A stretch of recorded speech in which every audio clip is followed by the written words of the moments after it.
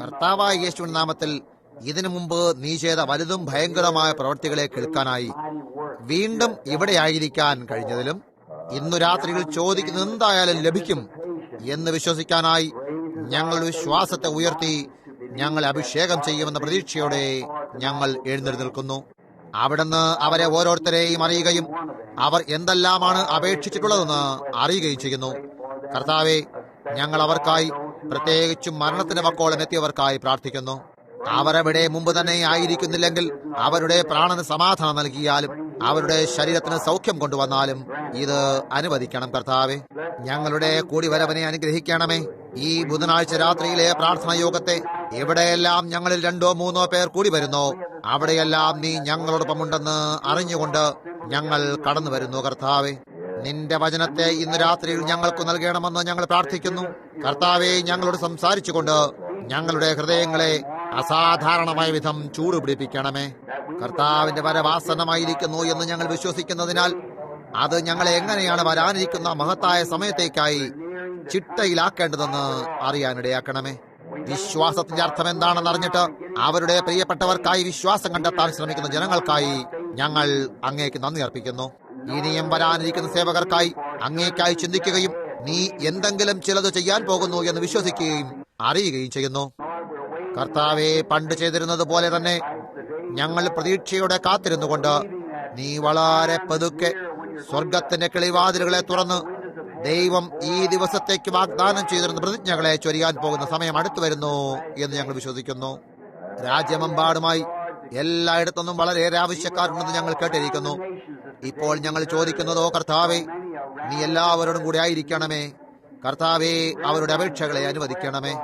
ഈ മഹത്തായ കാര്യത്തിനായി നോക്കിക്കൊണ്ട് ലോകമെമ്പാടുമായിരിക്കുന്നവരുടെ ഇടയിൽ ദൈവത്തിന്റെ മഹത്തായ കൈ നീങ്ങുന്നത് കാണാൻ ഇടയാകട്ടെ എന്ന് ഞങ്ങൾ പ്രാർത്ഥിക്കുന്നു. ഞങ്ങളുടെ പാപങ്ങളെ ഞങ്ങളോട് ക്ഷമിക്കണമേ. ദൈവേഷ്ടം ചെയ്യുന്ന അനുസരണമുള്ള ദാസന്മാരാകേണ്ടതിനും ഞങ്ങൾ സ്വയം അച്ചടക്കമുള്ളവരാകേണ്ടതിനും കർത്താവെ, അവിടുത്തെ ആത്മാവിനാലും വചനത്താലും ഞങ്ങളെ ശിക്ഷിച്ചു നന്നാക്കണമേ. പണ്ടത്തെ ക്രിസ്ത്യാനികൾ ചെയ്തിരുന്നതിനെ ഞങ്ങളുടെ ഹൃദയങ്ങളിൽ ചിന്തിച്ച് ഞങ്ങൾ അത് ഓർക്കാനിടയാകട്ടെ. നിന്നോട് വ്യക്തിപരമായ ബന്ധം വച്ചിരുന്നവർ എങ്ങനെയുള്ളവരായിരുന്നു എന്നും ആ തരത്തിലുള്ള ജനങ്ങളുമായി സന്ധിക്കാനിട വന്നാൽ അറിയാൻ സഹായിക്കണമേ. അവരുടെ മുഖം ആനന്ദത്താലും സന്തോഷത്താലും എങ്ങനെയാണ് നിറഞ്ഞിരുന്നത്. അവർ ജനങ്ങളുടെ ഇടയിലൂടെ നടക്കുമ്പോൾ അവരുടെ ജീവിതം ജീവിക്കുന്ന ദൈവത്തിന്റെ വചനവുമായി എങ്ങനെയാണ് ചേർന്ന് പോയിരുന്നത്. സകല മനുഷ്യരും വായിക്കുന്ന എഴുതപ്പെട്ട സുവിശേഷമായിരുന്നു. ദൈവമേ, ഒരിക്കൽ കൂടി അത് അനുവദിച്ചാലും ഞങ്ങളുടെ ജീവിതങ്ങൾ അങ്ങേക്ക് സമർപ്പിക്കപ്പെട്ടതായി സ്വയം പരിശുദ്ധാത്മാവ് തന്നെ ഞങ്ങളിലൂടെ ജീവിച്ചുകൊണ്ട് സംസാരിക്കട്ടെ. കർത്താവെ, ലോകത്തോടൊപ്പം തെരുവിൽ നടന്നുകൊണ്ട് ഞങ്ങളുടെ കൈകളെ തമ്മിൽ തിരുമ്മുമ്പോൾ ഞങ്ങൾ അവരെ പോലെ ചെയ്യാൻ പാടില്ലാത്തതാകുന്നു എന്ന് ഞങ്ങളുടെ മനസ്സിൽ അറിയാനിടയാകട്ടെ. ഇവിടെ ഈ ഭൂമിയിലെ അവരുടെ ശരിയായ സ്ഥലത്തെ അവർക്ക് കൊടുക്കാനായി ഞങ്ങൾ വശത്തേക്ക് വരാനിടയാകട്ടെ. കർത്താവെ, ഞങ്ങൾ മറ്റൊരു ലോകത്തിൽ നിന്നുമുള്ള പ്രതിനിധികളാണെന്നറിഞ്ഞ് ഞങ്ങൾ പിൻസീറ്റ് എടുക്കും. കർത്താവെ, ഞങ്ങൾക്കൊരു രാജ്യമുണ്ട്, അത് അധികാരത്തിൽ വരാൻ പോകുന്നു. ഞങ്ങളുടെ മഹാനായ രാജാവ് വളരെ വേഗത്തിൽ വരികയും തന്റെ അധീനതയുള്ള രാജ്യത്തെ ഏറ്റെടുക്കുകയും ചെയ്യും. അവൻ ഭരിക്കുകയും വാഴുകയും അവനുമായി ഈ ഭൂമിയിൽ 1000 ആണ്ടും പിന്നെ എന്നേക്കുമായി ആയിരിക്കുകയും ചെയ്യും. കർത്താവെ, ഇത് മനസ്സിലുള്ളതിനാൽ ഞങ്ങളുടെ പ്രാർത്ഥനകളുടെ ഉത്തരത്തിനായി ഞങ്ങൾ മുന്നോട്ട് നോക്കുന്നു. ഞങ്ങളുടെ ഏറ്റുപറച്ചിലേക്ക് ഞങ്ങൾ നോക്കുന്നു. നിന്റെ മഹത്തായ ഇഷ്ടത്തിന് വിപരീതമായി ഞങ്ങൾ എന്തെങ്കിലും പറഞ്ഞിട്ടുണ്ടെങ്കിലോ എന്തെങ്കിലും ചെയ്തു പോയെങ്കിലോ അതുമല്ല എന്തെങ്കിലും ചിന്തിച്ചിട്ടുണ്ടെങ്കിലോ യേശു ക്രിസ്തുവിന്റെ രക്തം ഞങ്ങളെ ശുദ്ധീകരിക്കാനിടയാകട്ടെ. ഇന്ന് രാത്രിയിൽ ആ സഹോദരിയും തന്റെ ഭർത്താവും റോഡ് മാർഗം ചിക്കാഗോയിലേക്ക് പോയതിനെ കുറിച്ച് പറഞ്ഞതുപോലെ ഞങ്ങളെ നയിച്ചാലും കർത്താവായ ദൈവമേ, നിനക്കവരെ ഉപയോഗിക്കാൻ കഴിയുന്നിടത്തേക്ക് നീ അവരെ നയിച്ച് നമ്മുടെ കർത്താവായ യേശുവിനെ അറിയാതിരിക്കുന്നവർക്ക്, അന്ധകാരത്തിനടുത്ത് തപ്പി നടക്കുന്നവർക്ക് അവർ പ്രകാശത്തിന് ഗോപുരങ്ങളായി തീരാനിടയാകട്ടെ. നിന്റെ തെറ്റുതിരുത്തുന്ന വചനത്തെ കേട്ടിട്ട് അതിനാൽ ഈ മഹത്തായ മണിക്കൂറിൽ എങ്ങനെയാണ് തയ്യാറാകേണ്ടതെന്ന് അറിയാനായി ഞങ്ങൾ ഈ യോഗത്തെ നിന്റെ കരങ്ങളിൽ തരുന്നു. അത് ഞങ്ങൾ യേശുവിന്റെ നാമത്തിൽ ചോദിക്കുന്നു. ആമേൻ. കർത്താവ് നിങ്ങൾ അനുഗ്രഹിക്കട്ടെ. നന്ദി സഹോദര. ഞാനൊരല്പം ഇത് പ്രതീക്ഷിച്ചിരുന്നു. ഞാൻ വീട്ടിലായിരുന്നതിനാൽ വളരെ അത്യാവശ്യമായി എനിക്ക് എവിടേക്കെങ്കിലും പോകാനായില്ലെങ്കിൽ പ്രാർത്ഥനാ യോഗത്തിന് വരാതെ വീട്ടിലിരിക്കുക എന്ന കാര്യം എനിക്ക് വളരെ മോശമായി അനുഭവപ്പെടും. സ്വയം ഞാനും എന്റെ വീട്ടുകാരും അപ്രതീക്ഷിതമായിട്ടാണ് കടന്നു വന്നിരിക്കുന്നത്. ഞാൻ ഇപ്പോൾ തന്നെ വന്നതേ ഉള്ളൂ. ഉടനെ തന്നെ ഇവിടേക്ക് വരികയും ചെയ്തു. ഞാൻ പറഞ്ഞു, ഞാൻ പ്രാർത്ഥന യോഗത്തിനായി പോകുന്നു. അവൾക്ക് തയ്യാറാകാൻ പോലും സമയം ലഭിച്ചില്ല. കാരണം ഞാൻ വരികയാണ് എന്നവൾ അറിഞ്ഞിരുന്നില്ല. വടക്കേ കാരോലിനയിലോ അതല്ല തെക്കേ കാരോലിനയിലോ മറ്റെവിടെയോ വെച്ച് പ്രകാശമാകാൻ സാധിച്ച സഹോദരിയുടെ സാക്ഷ്യം കേട്ടതിൽ ഞാൻ സന്തോഷിക്കുന്നു. അത് ഗ്രീൻവില്ലേ ആയിരുന്നോ? സതേൺ പൈൻസ് ആയിരുന്നു. അതെ, സഹോദരൻ ലീവയിൽ ഇപ്പോൾ ഇവിടെ കടന്നു വന്നിരിക്കുന്നു. ഇവിടെ ഉണ്ടായിരുന്ന സ്നാന ശുശ്രൂഷയിൽ ഞാൻ ഇന്ന് അദ്ദേഹത്തെ സ്നാനപ്പെടുത്തി. അവിടെയുള്ള സഹോദരൻ പെർക്കർ തോമസിന്റെ അടുക്കൽ സഹോദരൻ ലീവയിൽ ധർമ്മോപദേശിയാകുന്നു. അവിടെ ഒന്നുണ്ടായിരുന്നു. ഒരു സഹോദരി നിഴലൻ കീഴിലായിരുന്ന സമയം, ആ സമയത്തെക്കുറിച്ച് ഞാൻ ഓർക്കുന്നു. അതൊരു വലിയ തീർച്ചപ്പെടുത്തലായിരുന്നു. സഹോദരി, പരിശുദ്ധാത്മാവ് എന്താണെന്ന് കാണാൻ, നമ്മുടെ വിശ്വാസത്തെയും മറ്റുള്ള വിശ്വാസത്തെയും പരിശോധിച്ച് നോക്കാനായി നമ്മെ മുന്നോട്ട് പോകാൻ അനുവദിക്കുന്നു. നിങ്ങൾ എന്തിലേക്കെങ്കിലും നേരെ നോക്കിയിട്ട് ചിലത് കണ്ടിട്ട് അത് പറയും, മറ്റുള്ളവരും അതിലേക്ക് നോക്കും, എന്നാൽ കാണുകയില്ല. അതവിടെ ഇല്ലെന്നവർ പറയും, കാണുന്നോ, എന്നാൽ അതവിടെ ഉണ്ടായിരുന്നു. ഇപ്പോൾ പൗലോസിന് മേൽ പ്രകാശം തൂങ്ങിക്കിടന്നിരുന്നത് ആരും കണ്ടിരുന്നില്ല, എന്നാൽ അതവിടെ ഉണ്ടായിരുന്നു. ആ പ്രകാശം ഒരു പ്രാവെന്ന രൂപത്തിൽ യേശുവിന്റെ മേൽ ഇറങ്ങി വന്നത് യോഹന്നാൻ അല്ലാതെ മറ്റാരും തന്നെ കണ്ടിരുന്നില്ല, എന്നാൽ അതവിടെ ഉണ്ടായിരുന്നു. കാണുന്നോ? അങ്ങനെ തന്നെ തുടർന്ന് പോയിക്കൊണ്ടിരിക്കുകയും കുറച്ചു കഴിഞ്ഞപ്പോൾ ഈ പ്രകാശം ഒരു അഗ്നിസ്തംഭത്തിന്റെ രൂപത്തിലാണെന്ന് ഞാൻ ജനങ്ങളോട് പറയാൻ തുടങ്ങി. അത് ആരും വിശ്വസിക്കാൻ ആഗ്രഹിച്ചില്ല. എന്നാൽ ഇപ്പോൾ അത് എങ്ങനെയാണ് വന്നിരിക്കുന്നത് എന്ന് ക്യാമറയുടെ യാന്ത്രിക കണ്ണ് കണ്ടുപിടിച്ചിരിക്കുന്നു. അത് മാത്രമല്ല, പിശാചിന്റെ ആത്മാവ് ഇരുണ്ടതാകുന്നു. അത് നമ്മുടെ ജീവിതം പോലെയാണ്. നാം നിഴലുകളാകുന്നു. മാത്രമല്ല, നാം ഒരു വെളിച്ചമാണെങ്കിൽ ദിവസത്തിന്റെ വെളിച്ചവുമായി എവിടെയാണ് നമ്മുടെ ജീവിതങ്ങൾ താരതമ്യപ്പെടുന്നതെന്ന് നാം വെളിച്ചത്തിൽ നടക്കുന്നു. അത് പകൽ നേരത്ത് നിങ്ങൾ നോക്കിയിട്ട് ഞാൻ സൂര്യനെ കാണുന്നു എന്ന് പറയുന്നത് പോലെയാണ്. നിങ്ങൾ കാണുന്നത് സൂര്യന്റെ നിഴലാണ്. അത് സൂര്യന്റെ ഒരു പ്രതിച്ഛയായാകുന്നു. അത് മാത്രമല്ല, സൂര്യൻ എന്നാൽ അതൊരു സൂര്യനുണ്ട് തെളിയിക്കുന്നു. അത് ഒരു സൂര്യനുണ്ടെന്ന് തെളിയിക്കുന്നു. നിങ്ങൾ ഇവിടെ നിന്ന് ഫാനുകളെ ഉപയോഗിക്കുകയും സംസാരിക്കുകയും ചെയ്യുന്നത് ഞാൻ കാണുന്നു. അതിന്റെ അർത്ഥം നിങ്ങൾ ജീവിച്ചിരിക്കുന്നു എന്നാണ്. എന്നാൽ അത് ജീവന്റെ ഒരു നിഴൽ മാത്രമാകുന്നു. എന്തുകൊണ്ടെന്നാൽ ഒരു നിഴൽ ഉണ്ടാകേണ്ടതിന് അതിൽ ഇരുട്ടുണ്ടാകേണ്ടതായ എന്തെങ്കിലും ഉണ്ടാകേണ്ടതുണ്ട്. കാണുന്നോ? എന്തുകൊണ്ടെന്നാൽ ഒരു നിഴലിന് ഒരു പ്രത്യേക അളവ് ഇരുട്ടും അത്രമാത്രം തന്നെ വെളിച്ചവും ഉണ്ടായിരിക്കണം. അത് മുഴുവനും ഇരുട്ടോ അത് മുഴുവനും വെളിച്ചമോ ആയിരിക്കാനാകില്ല. അത് വെളിച്ചമാണെങ്കിൽ അവിടെ ഒരു നിഴലുണ്ടായിരിക്കില്ല. അവിടെ നിഴലുണ്ടാക്കാനായി ഒന്നും തന്നെ ഇല്ല. എന്നാൽ അത് ഇരുളും വെളിച്ചവും തമ്മിലുള്ള ഒരു മിശ്രണമാണെങ്കിൽ അതൊരു നിഴലിനെ ഉളവാക്കുന്നു. ആയതിനാൽ നാം വാസ്തവമായും വെളിച്ചത്തിന്റെ നിഴലുകളാകുന്നു. നിങ്ങൾ എവിടെയോ ഉള്ള ഒരു ജീവിതമാണ് പ്രതിഫലിപ്പിക്കുന്നത്. ഇതൊരു നിഴലായിരിക്കെ നിങ്ങളൊരു ക്രിസ്ത്യാനിയാണെങ്കിൽ നിങ്ങൾക്ക് മരിക്കാനാകാത്ത ഒരു ജീവിതമുണ്ടെന്ന് അത് തെളിയിക്കുക മാത്രം ചെയ്യുന്നു. എന്തുകൊണ്ടെന്നാൽ ഈ ജീവിതത്തിനുള്ളിൽ ഒരു മരണമുണ്ട്. കാണുന്നോ? അതൊരു നിഴലാകുന്നു. കാരണം നിങ്ങൾ ജീവനോടിരിക്കുകയും കാണാനും ചിന്തിക്കാനും യാത്ര ചെയ്യാനും സംസാരിക്കാനും കഴിയുന്ന കഴിവുകളോടെ ഇവയെല്ലാം ശരീരത്തിലെ 5 ഇന്ദ്രിയങ്ങളായി ഒരിടത്തു നിന്നും മറ്റൊരിടത്തേക്ക് പോകാൻ കഴിയുന്ന സൃഷ്ടികളാകുന്നു. എന്നിരിക്കലും അവ മരിച്ചുകൊണ്ടിരിക്കുന്നു എന്ന് നിങ്ങൾ അറിയുന്നു. അവിടെ പലവിധമുള്ള വിഷമതകളുണ്ട്. അതൊരു വിധത്തിലൂടെ മാത്രമേ അതൊരു പ്രതിഫലനമാണ്. നോക്കൂ, അതിൽ മരണവും ജീവനും മിശ്രിതമായിട്ടുണ്ട്. ഭൗതികമായതിന് മരിക്കേണ്ടതുണ്ട്. നിങ്ങളുടെ ഭൗതിക ജീവിതത്താൽ സ്വർഗത്തിലെ വെളിച്ചത്തെയാണ് നിങ്ങൾ പ്രതിഫലിപ്പിക്കുന്നതെങ്കിൽ നിങ്ങൾ നിത്യജീവനെ, ദൈവത്തെ പ്രതിഫലിപ്പിക്കുന്നു. അത് കഴിഞ്ഞ് നിങ്ങൾ മരിക്കുമ്പോൾ നിങ്ങൾക്ക് ആ പ്രകാശത്തിലേക്ക് അല്ലാതെ മറ്റൊരിടത്തേക്കും പോകാൻ കഴിയില്ല. കാരണം അതാണ് നിങ്ങൾ പ്രതിഫലിപ്പിച്ചുകൊണ്ടിരുന്നത്. നിങ്ങൾ ഇരുളിന്റെ ലോകത്താണെങ്കിൽ നിങ്ങൾ അതിനെ പ്രതിഫലിപ്പിക്കുകയും നിങ്ങൾ അത് ചെയ്തിട്ട് അന്ധകാരത്തിലേക്ക് അല്ലാതെ മറ്റൊരിടത്തേക്കും പോകാനും സാധിക്കുകയില്ല. കാണുന്നോ?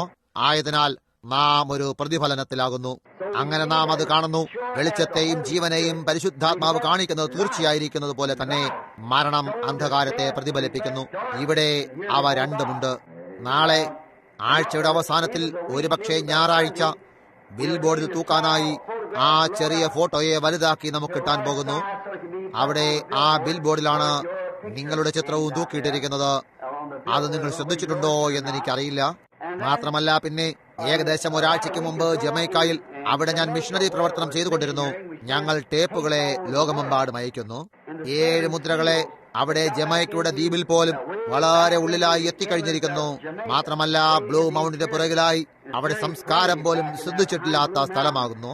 അവിടെയുള്ള സ്ഥലവാസികൾ ചില നേരങ്ങളിൽ ഞങ്ങൾ അവർക്കായി കൊണ്ടുപോകുന്ന ഒരു ടേപ്പ് റെക്കോർഡറിനെ പോലും അത് നിങ്ങൾക്കുള്ളതുപോലെ തന്നെ പണ്ടുള്ള വിക്ടറോള സൂചി കൊണ്ട് പ്രവർത്തിക്കുന്നതാണ്. അതിനെ കരയ്ക്ക് ശേഷം അതിനെ അങ്ങനെ പാടാൻ വിടുന്നു. പിന്നെ ഓരോ മിനിറ്റിലും അതിനെ ആരെങ്കിലും ചുറ്റിത്തിരിക്കേണ്ടതായിട്ട് വരും. ഈ കൂട്ടരുടെ പക്കൽ ടേപ്പ് റെക്കോർഡിനെ പിടിക്കാനായി ഒരു 6 വോൾട്ടിന്റെ ബാറ്ററിയോ മറ്റെന്തോ ഉണ്ടായിരുന്നു. അവർ ഏകദേശം ഇന്ന് രാത്രി ഇവിടെ ഇരിക്കുന്നത് പോലെ ആ മുദ്രകളെ കേൾക്കാനായി എല്ലാവരും ഒരുമിച്ച് കൂടിയിരിക്കും. അത് അങ്ങനെയെന്നാണ് ഞാൻ വിചാരിക്കുന്നത്. ഞാൻ സംസാരിച്ചു കൊണ്ടിരിക്കുമ്പോൾ മുറിയിലേക്ക് വന്ന് അതേ അഗ്നിസ്തംഭം കടന്നു വരികയും എവിടെയാണോ ടേപ്പ് റെക്കോർഡർ വെച്ചിരുന്നത് അവിടേക്ക് ചെന്ന് ആ ടേപ്പ് റെക്കോർഡറിന്റെ മേൽ നിന്നിരുന്നതായി അവർ കണ്ടു. അവർ പോയി ഒരു ക്യാമറ എടുത്തുകൊണ്ടുവന്ന് അതിന്റെ ചിത്രമെടുത്തു. അതുപോലെ തന്നെ അതവളെയായിരുന്നു, നേരെ അതിന്റെ മേലെയായി തൂങ്ങിക്കിടന്നു. ഇപ്പോൾ നമുക്കതിന് വിപുലീകരിച്ച ഒരു പതിപ്പ് കിട്ടുന്നുണ്ട്. അതുകൊണ്ട് നമുക്കതിനെ ബിൽ ബോർഡിൽ തൂക്കിടാൻ സാധിക്കുകയും അവിടെ വച്ച് നിങ്ങൾക്കത് കാണാനും കഴിയും. ഈ ദിവസം അവന്റെ സാന്നിധ്യത്തിലേക്ക് അത് നമ്മിലേക്ക് കൊണ്ടുവരാൻ കൃപ തോന്നിയ ദൈവത്തിന് നാം വളരെ കടപ്പെട്ടിരിക്കുന്നു. ഇപ്പോൾ മറ്റനേക കാര്യങ്ങൾക്കായും നാം നന്ദിയുള്ളവരാകുന്നു. ഇപ്പോൾ എനിക്ക് സംസാരിക്കാൻ കഴിയുന്ന ഏതെങ്കിലും ഒരു കാര്യത്തിലേക്കുള്ള ചില കുറിമാനങ്ങളോ മറ്റെന്തെങ്കിലുമോ കാണാൻ സാധിക്കുമോ എന്ന് ഞാനിപ്പോൾ ചിന്തിക്കുകയായിരുന്നു. അതല്ലെങ്കിൽ നമുക്ക് ഏതെങ്കിലും വിധത്തിലുള്ള ഒന്നിലേക്ക് കടന്നിട്ട്, എന്തായാലും ശരി, എന്റെ പക്കൽ കുറച്ച് ഇവിടെ പുസ്തകത്തിന്റെ പുറകിലായി കുറിച്ചെടുത്ത ചില കുറിമാനങ്ങളുണ്ട്. എനിക്കതിൽ ഏതെങ്കിലും ഒന്ന് കണ്ടുപിടിക്കാനായാൽ നാം പ്രാർത്ഥിക്കുമ്പോൾ എന്തിനെ കുറിച്ചെങ്കിലും പറയാനായി ഒരുപക്ഷെ കർത്താവ് എന്തെങ്കിലും എനിക്ക് തന്നേക്കാം. ഇപ്പോൾ നാം ഞായറാഴ്ചയ്ക്കായി പ്രതീക്ഷയോടെ കാത്തിരിക്കുന്നു. ഞാൻ സന്ദേശങ്ങളെല്ലാം സംസാരിക്കുമായിരുന്നു. മാത്രമല്ല, ഞായറാഴ്ച ഇവിടെ ഞാൻ നീ എന്നോട് നിലവിളിക്കുന്നത് ജനങ്ങളോട് മുന്നോട്ട് പോകാൻ പറയുക എന്നതിനാൽ വളരെ നേരം ഇരുത്തിയിരുന്നു. ഇപ്പോൾ ഞായറാഴ്ച രോഗസൗഖ്യത്തിന് ശുശ്രൂഷ ഉണ്ടായിട്ട് രോഗികൾക്കായി പ്രാർത്ഥിക്കുന്നതായിരിക്കും. നിങ്ങൾ രോഗികളുടെ മേൽ ചുറ്റിപ്പറ്റിക്കൊള്ളുക. നാം അവർക്കായി പ്രാർത്ഥിക്കുമ്പോൾ അവർ സൗഖ്യം പ്രാപിക്കുന്നില്ല എങ്കിൽ ആ രോഗമുണ്ടാകാൻ എന്തെങ്കിലും കാരണമുണ്ടായിരിക്കും. കർത്താവ് അനുവദിച്ചാൽ ഞായറാഴ്ച രാവിലെയും ഒരു ചെറിയ സന്ദേശത്തിനും കൂടെ ഞാൻ ആഗ്രഹിക്കുന്നു. അങ്ങനെ ഒരു രോഗസൗഖ്യത്തിന് ശുശ്രൂഷയെടുത്തിട്ട് എല്ലാവർക്കും വേണ്ടി പ്രാർത്ഥിക്കാൻ പോകുകയാണ്. ബില്ലി പൗളോ മറ്റാരെങ്കിലുമോ ഞായറാഴ്ച രാവിലെ നേരം ആലയം തുറക്കുമ്പോൾ തന്നെ അവർ വാതിൽ വരുമ്പോഴോ കടന്നു വരുന്ന മുറയ്ക്കോ കാർഡുകൾ വിതരണം ചെയ്യാനായി ഏകദേശം 8 മണിയോടുകൂടെ ഇവിടെ ഉണ്ടാകും. ഇപ്പോൾ പിന്നെ ചിലർ സൗഖ്യപ്പെടാത്തതിന്റെ കാരണം എന്താണെന്ന് ഏതെങ്കിലും വിധം കർത്താവ് എനിക്കൊരു ചെറിയ ഉൾക്കാഴ്ച തരുമോ എന്നും ഞാൻ ശ്രമിച്ചു നോക്കാൻ ആഗ്രഹിക്കുന്നു. അത് മനസ്സിലാക്കുന്നതിലെ കുറവ് കൊണ്ടാണ് എന്ന് ഞാൻ വിശ്വസിക്കുന്നു. ഒരുപക്ഷെ അതായിരിക്കാം എന്ന് ഞാൻ വിശ്വസിക്കുന്നു. കർത്താവിന് ഇഷ്ടമെങ്കിൽ ഞായറാഴ്ച രാവിലെ സമയം നാം അതിനെക്കുറിച്ച് സംസാരിക്കും. ഇപ്പോൾ ബുധനാഴ്ച രാത്രിയിലുള്ള യോഗം ഒരു ചെറിയ പ്രാർത്ഥനാ യോഗമായിരിക്കും. അവിടെ നാം ഒരുമിച്ച് സഹവർത്തിച്ചുകൊണ്ട് നമുക്ക് കഴിയും പോലെ നാം ഒരുമിച്ച് കൂടി വന്ന് പ്രാർത്ഥിക്കും. ചില നേരങ്ങളിൽ ഈ ദിവസങ്ങളിൽ ഞാൻ കണ്ടുപിടിച്ച ഏറ്റവും വലിയ കാര്യങ്ങളിൽ ഒന്ന് നാം വിശ്വസിക്കുന്നതിന്മേൽ ആത്മാർത്ഥയില്ലാതിരിക്കുന്നു എന്നതാണ്. ഞാൻ വിശ്വസിക്കുന്നത് കാണുന്നോ ഇന്ന് ദൈവം ചെയ്തുകൊണ്ടിരിക്കുന്ന കാര്യങ്ങളെ ജോൺ വെസ്ലിയുടെ നാൾക്കളിൽ അന്ന് ചെയ്തിരുന്നെങ്കിൽ അതിനാൽ എന്ത് സംഭവിക്കുമായിരുന്നു? മാർട്ടിൻ ലൂഥറിന്റെ ദിവസങ്ങളിലോ അതല്ല മറ്റെന്തായാലോ എന്താണ്? സഭയിലൂടെ തെളിയിച്ചും ആത്മാവിലൂടെയും ശാസ്ത്രത്തിലൂടെയും ഓരോ ചലനത്തിലൂടെയും അവൻ എന്ത് ചെയ്തുകൊണ്ടിരിക്കുന്നു എന്ന് നാം കാണുന്നു. അത് തിരിച്ചറിയാനുള്ള ഔഷധക്കുഴമ്പ് ആവശ്യമായിരിക്കുന്നു. ദൈവത്തിന്റെ വചനം ഇവിടെ വിളിച്ചു പറയുകയും അത് സംഭവിക്കുന്നതിന് മുമ്പ് തന്നെ പറയുകയും ചെയ്യുന്നു. അതിനുശേഷം അതിന്മേൽ സഞ്ചരിക്കുമ്പോൾ പ്രവർത്തിച്ചുകൊണ്ട് അവൻ പറഞ്ഞ അതേ കാര്യത്തെ തന്നെ കാണിക്കുകയും അവൻ പറഞ്ഞ അതേ വിധത്തിൽ കൃത്യമായും പൂർണ്ണമായ വിധത്തിലും സംഭവിക്കുന്നു. അപ്പോഴും നാം ആശ്ചര്യപ്പെട്ടുകൊണ്ട് ഒരു വിധത്തിലെ അലസതയിലായിരിക്കുന്നു. അത് എനിക്കായിട്ടാണോ അർത്ഥമാക്കിയത്? അതോ അത് മുഴുവൻ സഭയെയും പറ്റിയാണോ പറഞ്ഞത്? അതുമല്ല, അതോ വാസ്തവമായും ഞാനും ഇതിൽ ഉൾപ്പെട്ടിരിക്കുന്നു? ഞായറാഴ്ച രാവിലെ സമയം അതിനെക്കുറിച്ചുള്ള സിദ്ധാന്തങ്ങളെ ഒരല്പം ബോധവൽക്കരിക്കാനായി ഞാൻ ശ്രമിക്കുന്നതാണ്. ഇപ്പോൾ ഇന്ന് രാത്രിയിൽ അതിനെ ഒരല്പം ഇവിടേക്ക് ഞാൻ തിരിച്ചതേയുള്ളൂ. അപ്പോൾ ചിലത് കണ്ടു.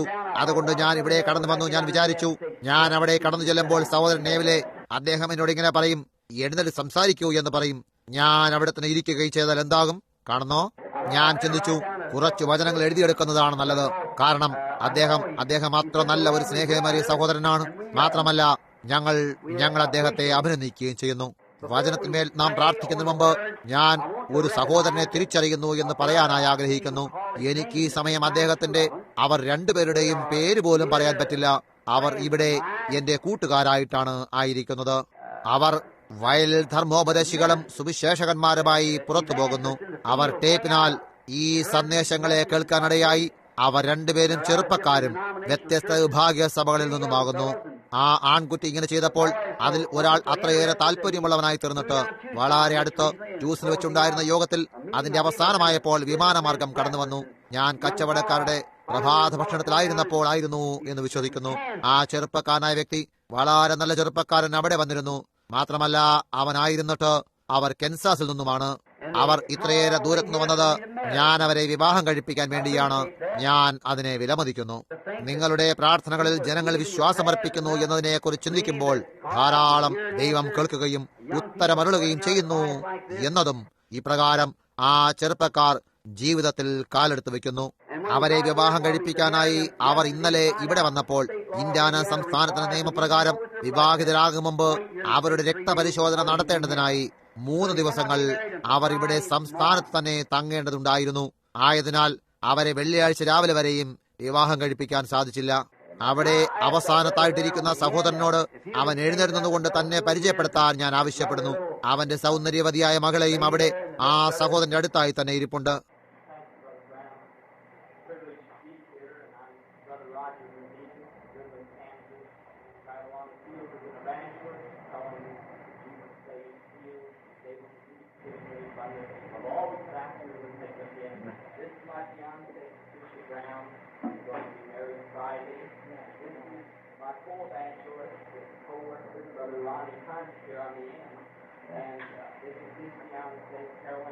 വളരെ നന്ദിയുണ്ട്.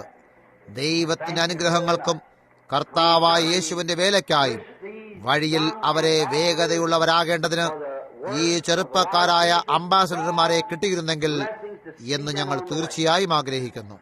ഞാൻ ആശ്ചര്യപ്പെടുകയും കർത്താവിന് വരവനായി കാത്തിരിക്കുകയും ചെയ്യുന്നത് പോലെ ക്രിസ്തുവിനെ സേവിക്കുക എന്ന ഉദ്ദേശത്തോടെ കൂടെയുള്ള ചെറുപ്പക്കാരെയും ചെറുപ്പക്കാരികളെയും കാണുമ്പോൾ അതെന്നെ പുളകം കൊള്ളിക്കുകയും അവർ ഇങ്ങനെ ഉയർന്നു വരുന്നത് കാണാൻ ആഗ്രഹിക്കുകയും ചെയ്യുന്നു. എന്റെ സഹോദര സഹോദരി, കർത്താവ് നിങ്ങളെ സമൃദ്ധി അനുഗ്രഹിക്കട്ടെ. ഇപ്പോൾ എന്റെ ജീവിതത്തിൽ ഇതിനു മുമ്പൊരിക്കലും ഞാൻ സംസാരിച്ചിട്ടില്ലാത്ത ഒരു ചെറിയ പുസ്തകത്തിലേക്ക് നമുക്ക് തിരിക്കാം. അത് ഫിലോമോന്റെ പുസ്തകത്തിൽ നിന്നും ഒരധ്യായം മാത്രം. ഞാൻ ഒരൽപ്പം ഐറിഷും കൂട്ടിക്കലർത്താറുണ്ട്. അതുകൂടാതെ ഞാൻ എന്റെ പല്ലുകളിൽ ചിലതിനെ അതിന്റെ സ്ഥാനത്ത് തന്നെ വെക്കേണ്ടതിന് അതിന്റെ കീഴ്വശത്തായി ഒരു കമ്പിയും ഇട്ടിരിക്കുന്നു. ഞാൻ ചില നേരങ്ങളിൽ ഈ പേരുകൾ അവ എന്താണെന്ന് ശരിക്കും അറിഞ്ഞിരുന്നിട്ടും അവയെ ശരിയായി ഉച്ചരിക്കാൻ സാധിക്കാറില്ല. ചിലപ്പോൾ വിദ്യാഭ്യാസത്തിന്റെ കുറവിനാൽ എനിക്ക് ശരിയായി ഉച്ചരിക്കാൻ കഴിയാറില്ല. ആയതിനാൽ ഫിലേമോൻ എന്ന് ആരോ പുറകെ നിന്നും പറഞ്ഞു. അതിന്റെ ശരിയായ ഉച്ചാരണം അതാണെന്ന് ഞാൻ വിചാരിക്കുന്നു. ഇപ്പോൾ 1-ാം വാക്യം, അതിൽ നിന്നും 1-2 വാക്കുകളെ ഞാൻ എടുക്കാൻ ആഗ്രഹിക്കുന്നു. യേശുക്രിസ്തുവിന്റെ ഒരു ബദ്ധനായ പൗലോസ്, ഒരു തടവുകാരൻ. കർത്താവിന് ഇഷ്ടമെങ്കിൽ ഒരു വിഷയത്തിനായി അതാണ് ഇന്ന് രാത്രിയിൽ ഞാൻ ഉപയോഗിക്കാൻ ആഗ്രഹിക്കുന്നത്. ഇപ്പോൾ പൗലോസ് തന്നെ സ്വയം ഒരു തടവുകാരനായി കണക്കാക്കി എന്ന് നിങ്ങൾക്ക് കാഠിന്യത്തോടെ ചിന്തിക്കാൻ സാധിക്കൂ. ഒരു സ്വതന്ത്രനായി ജനിച്ച മനുഷ്യൻ, പരിശുദ്ധാത്മാവിനാൽ നിറയപ്പെട്ടവൻ, എന്നിട്ടും അവനെ അവൻ ഒരു തടവുകാരൻ എന്ന് വിളിക്കുന്നു. അവൻ കൊരിന്ത്യരെ അഭിസംബോധന ചെയ്യുമ്പോൾ ഇവിടെ നാം കാണുന്നത് യേശുക്രിസ്തുവിന്റെ അപ്പോസ്തലനായ പൗലോസ് എന്നാണ്. മറ്റൊരിടത്ത് വേറൊന്നിൽ അവൻ തിമോത്തിയോസിനോട് സംസാരിക്കുമ്പോൾ ദൈവേഷ്ടത്താൽ യേശുക്രിസ്തുവിന്റെ ദാസനായ പൗലോസ് എന്നുമാകുന്നു. എന്നാൽ ഇപ്പോൾ ഇവിടെ അവൻ ഫിലോമോൻ എഴുതുമ്പോൾ യേശുക്രിസ്തുവിൽ ബദ്ധനായ പൗലോസ് എന്നവൻ പറയുന്നു. പൗലോസ് ഒരു അപ്പോസ്തലനായിരുന്നു. അതിന്മേൽ ഞാൻ ഒരു രാത്രിയിൽ സംസാരിക്കാൻ ആഗ്രഹിക്കുന്നു. ഒരു ദാസനായ പൗലോസ്, അതിന്മേൽ പ്രസംഗിക്കും. അത് കഴിഞ്ഞ ഒരു തടവുകാരൻ പൗലോസ്. എന്നാൽ ഇന്ന് രാത്രിയിൽ നമ്മുടെ വിഷയങ്ങളായി അവയിൽ ഒന്നിനെടുക്കാൻ മണിക്കൂറുകൾ വേണം എന്നുള്ളതിനാൽ ഇന്നു രാത്രിയിൽ ഒരു തടവുകാരനായ പൗലോസ് എന്നതിനെടുക്കാൻ ഞാൻ ആഗ്രഹിച്ചുകൊണ്ട് വിഷയം ഒരു തടവുകാരൻ എന്നെടുക്കുന്നു. ഇപ്പോൾ ഒരു നിമിഷത്തേക്ക് നമുക്ക് നമ്മുടെ തലകളെ വണക്കാം. കർത്താവായ യേശുവേ, ശാരീരികമായി കഴിവുള്ള ഏതൊരാൾക്കും ഈ ബൈബിളിന്റെ താളുകളെ പിന്നിലേക്ക് മറിക്കാനാകും. എന്നാൽ പരിശുദ്ധാത്മാവിന് മാത്രമേ അത് എന്തിനു വേണ്ടിയാണ് അർത്ഥമാക്കിയിരിക്കുന്നതെന്ന് വ്യാഖ്യാനിക്കാൻ കഴിയൂ. ഈ മഹാനും ശക്തനുമായിരുന്ന പ്രവാചകൻ പൗലോസ് എന്തുകൊണ്ടായിരുന്നു ഇങ്ങനെ തന്നെ ഒരു തടവുകാരൻ എന്ന് തന്നെ വിളിച്ചതെന്ന് പറഞ്ഞ് മനസ്സിലാക്കി തന്ന് ഞങ്ങളെ സഹായിക്കാനായി ഇപ്പോൾ അവനോട് കടന്നു വരാൻ അപേക്ഷിക്കുന്നു. ഞങ്ങൾ അവനായി കാത്തിരിക്കുമ്പോൾ പരിശുദ്ധാത്മാവ് ഇത് ഞങ്ങൾക്ക് വെളിപ്പെടുത്തി തരുവാനിടയാകട്ടെ. യേശുവിന്റെ നാമത്തിൽ ആമേൻ.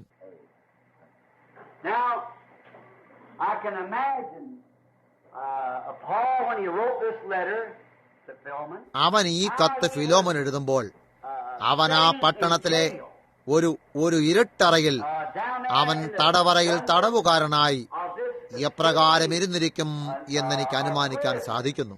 അവന്റെ പദവിയാൽ വചനം എന്താണ് അർത്ഥമാക്കുന്നതെന്ന് അവന് നന്നായി അറിയാമായിരുന്നു. അവൻ കമ്പികളാൽ ചുറ്റപ്പെട്ടിരുന്നു. അവനെ ആരെങ്കിലും സ്വതന്ത്രനായി വിട്ടാൽ മാത്രമേ അവന് സ്വതന്ത്രനാകാൻ കഴിയുമായിരുന്നുള്ളൂ. ഒരു തടവുകാരനെന്നാൽ എന്താണ് എന്നവൻ അറിഞ്ഞിരുന്നു. അതുമാത്രമല്ല, പിന്നെയും അപ്പോസ്തലൻ എന്നാൽ ഞാൻ അർത്ഥമാക്കുന്നത് അവനൊരു വ്യക്തിയായ തന്റെ അപ്പോഴത്തെ അവസ്ഥയെ പറ്റിയല്ല. തടവുകാരനായി അഭിസംബോധന ചെയ്തിരുന്നത് ഈ തടവറയിലായിരിക്കുന്നു എന്ന അർത്ഥത്തിലല്ല. എന്നാൽ അവന്റെ ആത്മാവിനാൽ അവന്റെ ഇഷ്ടം യേശു ക്രിസ്തുവിന്റെ ഒരു തടവുകാരനാകാൻ ആഗ്രഹിക്കുന്നു എന്നതാകുന്നു. ആയതിനാലാണ് അവൻ അങ്ങനെ പ്രതിപാദിച്ചിരുന്നത് എന്ന് ഞാൻ വിചാരിക്കുന്നു. ഇപ്പോൾ നാം ആഗ്രഹിക്കുന്ന എന്തുമാകാനുള്ള തീരുമാനമെടുക്കാനായി നാം സ്വാതന്ത്ര്യമുള്ളവരായി ജനിച്ചിരിക്കുന്നു. ദൈവം അത് നീതിയോടെ ചെയ്യുന്നു. എന്തുകൊണ്ടെന്നാൽ അവൻ ഓരോ മനുഷ്യനെയും അതേ ആധാരപ്രകാരം തന്നെ മെനഞ്ഞിരിക്കണം. അതല്ലെങ്കിൽ ആ തെറ്റായ മനുഷ്യനെയാണ് അവൻ ആദ്യമായി ഉരുവാക്കിയ മനുഷ്യനെ തെറ്റായ വിധത്തിലാണ് ഉരുവാക്കിയത്. അതായത് അവൻ മനുഷ്യനെ സ്വാതന്ത്ര്യമുള്ള തിരഞ്ഞെടുക്കാനായി അവകാശവുമായി ഉളവാക്കി. കാണുന്നോ, ആദാമിനെയും ഹവ്വയെയും പോലെ ഇന്ന് രാത്രിയിൽ നാം എല്ലാം കൃത്യമായും അപ്രകാരമായിരിക്കുന്നു. ഒരു വ്യത്യാസവുമില്ല. നമ്മുടെ ഓരോരുത്തരുടെയും മുന്നിൽ തെറ്റും ശരിയും വെച്ചിരിക്കുന്നു. മരണവും ജീവനും നമുക്ക് നമ്മുടെ തെരഞ്ഞെടുപ്പ് നടത്താം. അത് നിങ്ങളിൽ നിക്ഷിപ്തമായിരിക്കുന്നു. കാണുന്നോ, ആ വിധത്തിലാണ് ആദാമും ഹവ്വയും ചെയ്തത്. മാത്രമല്ല, നോക്കൂ, അവർ തെറ്റായ തെരഞ്ഞെടുപ്പ് നടത്തുകയും അപ്പോൾ മുതൽ മുഴുവൻ മനുഷ്യരാശിയെയും സകലത്തെയും മരണത്തിന്റെ കീഴിലാക്കി. അത് കഴിഞ്ഞപ്പോൾ ദൈവം മനുഷ്യരൂപത്തിലായി താഴേക്ക് വന്നു ആ മരണത്തെ എടുത്തുകൊണ്ട് മരണത്തിന്റെ പിഴ ഒടുക്കി. ആയതിനാൽ സ്വതന്ത്രരാകാൻ ആഗ്രഹിക്കുന്നെങ്കിൽ തന്റെ പ്രജകൾക്ക് സ്വതന്ത്രരായി പോകാൻ കഴിയുമായിരുന്നു. ഇപ്പോൾ അവൻ നമ്മെ നോക്കിയിട്ട് അവൻ ആദാമിനോടും ഹവയോടും ചെയ്ത അതേ വിധത്തിലല്ല ചെയ്യുന്നതെങ്കിൽ അതേ വിധത്തിൽ തന്നെ നമ്മെ വലിച്ചെടുത്തിട്ട് പറയും, നീ ആഗ്രഹിച്ചാലും ഇല്ലെങ്കിലും ഞാൻ നിന്നെ രക്ഷിക്കും. അങ്ങനെയാണെങ്കിൽ അവൻ ആദാമിനെയും ഹവയെയും തെറ്റായ വിധത്തിൽ കൈകാര്യം ചെയ്തു എന്ന് നിങ്ങൾ കാണുന്നു. എന്നാൽ നമ്മിൽ ഓരോരുത്തർക്കും ഈ ദിവസം മരണത്തിന്റെയും ജീവന്റെയും മധ്യേ തിരഞ്ഞെടുപ്പ് നടത്തേണ്ടതുണ്ട്. നമുക്കത് ചെയ്യാൻ സാധിക്കുന്നു. അല്പം മുമ്പ് ഞാൻ പറഞ്ഞതുപോലെ നിങ്ങളുടെ വെളിച്ചം തെളിയിക്കുമെങ്കിൽ നിങ്ങളുടെ ജീവൻ നിങ്ങൾ ഏത് വശത്താണെന്ന് കൃത്യമായും തെളിയിക്കുന്നു. നിങ്ങൾ ഏത് വശത്തായിരിക്കുന്നു എന്ന് നിങ്ങൾ പറയുന്നതിനെ ഞാൻ ഗണ്യമാക്കുന്നില്ല. ഓരോ ദിവസവും നിങ്ങൾ എന്തു ചെയ്യുന്നു എന്നത് നിങ്ങൾ എന്താണെന്ന് തെളിയിക്കുന്നു. നിങ്ങൾ പണ്ടുള്ള ഒരു പറച്ചിൽ കേട്ടിരിക്കുമല്ലോ, നിങ്ങളുടെ ജീവിതം വളരെ ഉച്ചത്തിലായിട്ട് എനിക്ക് നിങ്ങളുടെ സാക്ഷ്യം കേൾക്കാൻ സാധിക്കുന്നു. കാണുന്നു, നിങ്ങളുടെ പ്രവൃത്തികളാണ് ഉച്ചത്തിൽ കേൾക്കുന്നത്. ചാടുന്നതിലും അലറി വിളിക്കുന്നതിലും ഞാൻ എല്ലായ്പ്പോഴും വിശ്വസിച്ചിരുന്നു. എന്നിട്ടും ഞാൻ പലപ്പോഴും പറയും, നിങ്ങൾ ജീവിക്കുന്നതിന് മേലെ നിങ്ങൾ ചാടരുത്. കാരണം ലോകം അത് നോക്കാൻ പോകുന്നു. നിങ്ങൾ കാണുന്നോ, നിങ്ങൾ ജീവിക്കുന്ന അത്രയും ഉയരത്തിൽ ചാടുക. കാരണം എന്താണെന്നാൽ ആരോ നിങ്ങളെ ശ്രദ്ധിക്കുന്നുണ്ട്. മാത്രമല്ല, ജനങ്ങൾ പള്ളിയിലേക്ക് വരുന്നില്ല. അവരിൽ അനേകരും അത് ചെയ്യുന്നില്ല. അവരിൽ ചിലർ വളരെ നല്ല ആത്മാർത്ഥതയുള്ള ജനങ്ങളാകുന്നു. അവർ സഭയിൽ അത്രയേറെ അഴിമതി കണ്ടിട്ട് അവർക്ക് അതുമായി ഇനി ഒന്നും തന്നെ ചെയ്യേണ്ടതില്ല എന്ന അവസ്ഥയിലേക്ക് എത്തുന്നു. അനേക നേരങ്ങളിൽ നാം അതിനെപ്പറ്റി വളരെ നിഷ്കർഷമായി പറഞ്ഞാലും നിങ്ങൾക്ക് അവരെ വളരെ പ്രയാസത്തോടെ പഴിക്കാനാകൂ.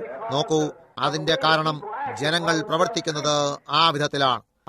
അവരെ ക്രിസ്ത്യാനികളെന്നും വിളിക്കുന്നു. ഞങ്ങൾ ക്രിസ്ത്യാനികളാണെന്ന് പ്രഖ്യാപിക്കുകയും അവരുടെ പ്രഖ്യാപനത്തിനെതിരായി ജീവിക്കുകയും ചെയ്യുന്ന പുരുഷനും സ്ത്രീയും അവരാണ് ലോകത്തിന് ലഭിച്ചിട്ടുള്ള ഏറ്റവും വലിയ ഇടർച്ചക്കല്ലുകൾ. കൃത്യമായും ശരിയാകുന്നു. കാരണം ന്യായവിധിയിലാണ് ആ നിരാശ കടന്നു വരാൻ പോകുന്നത്.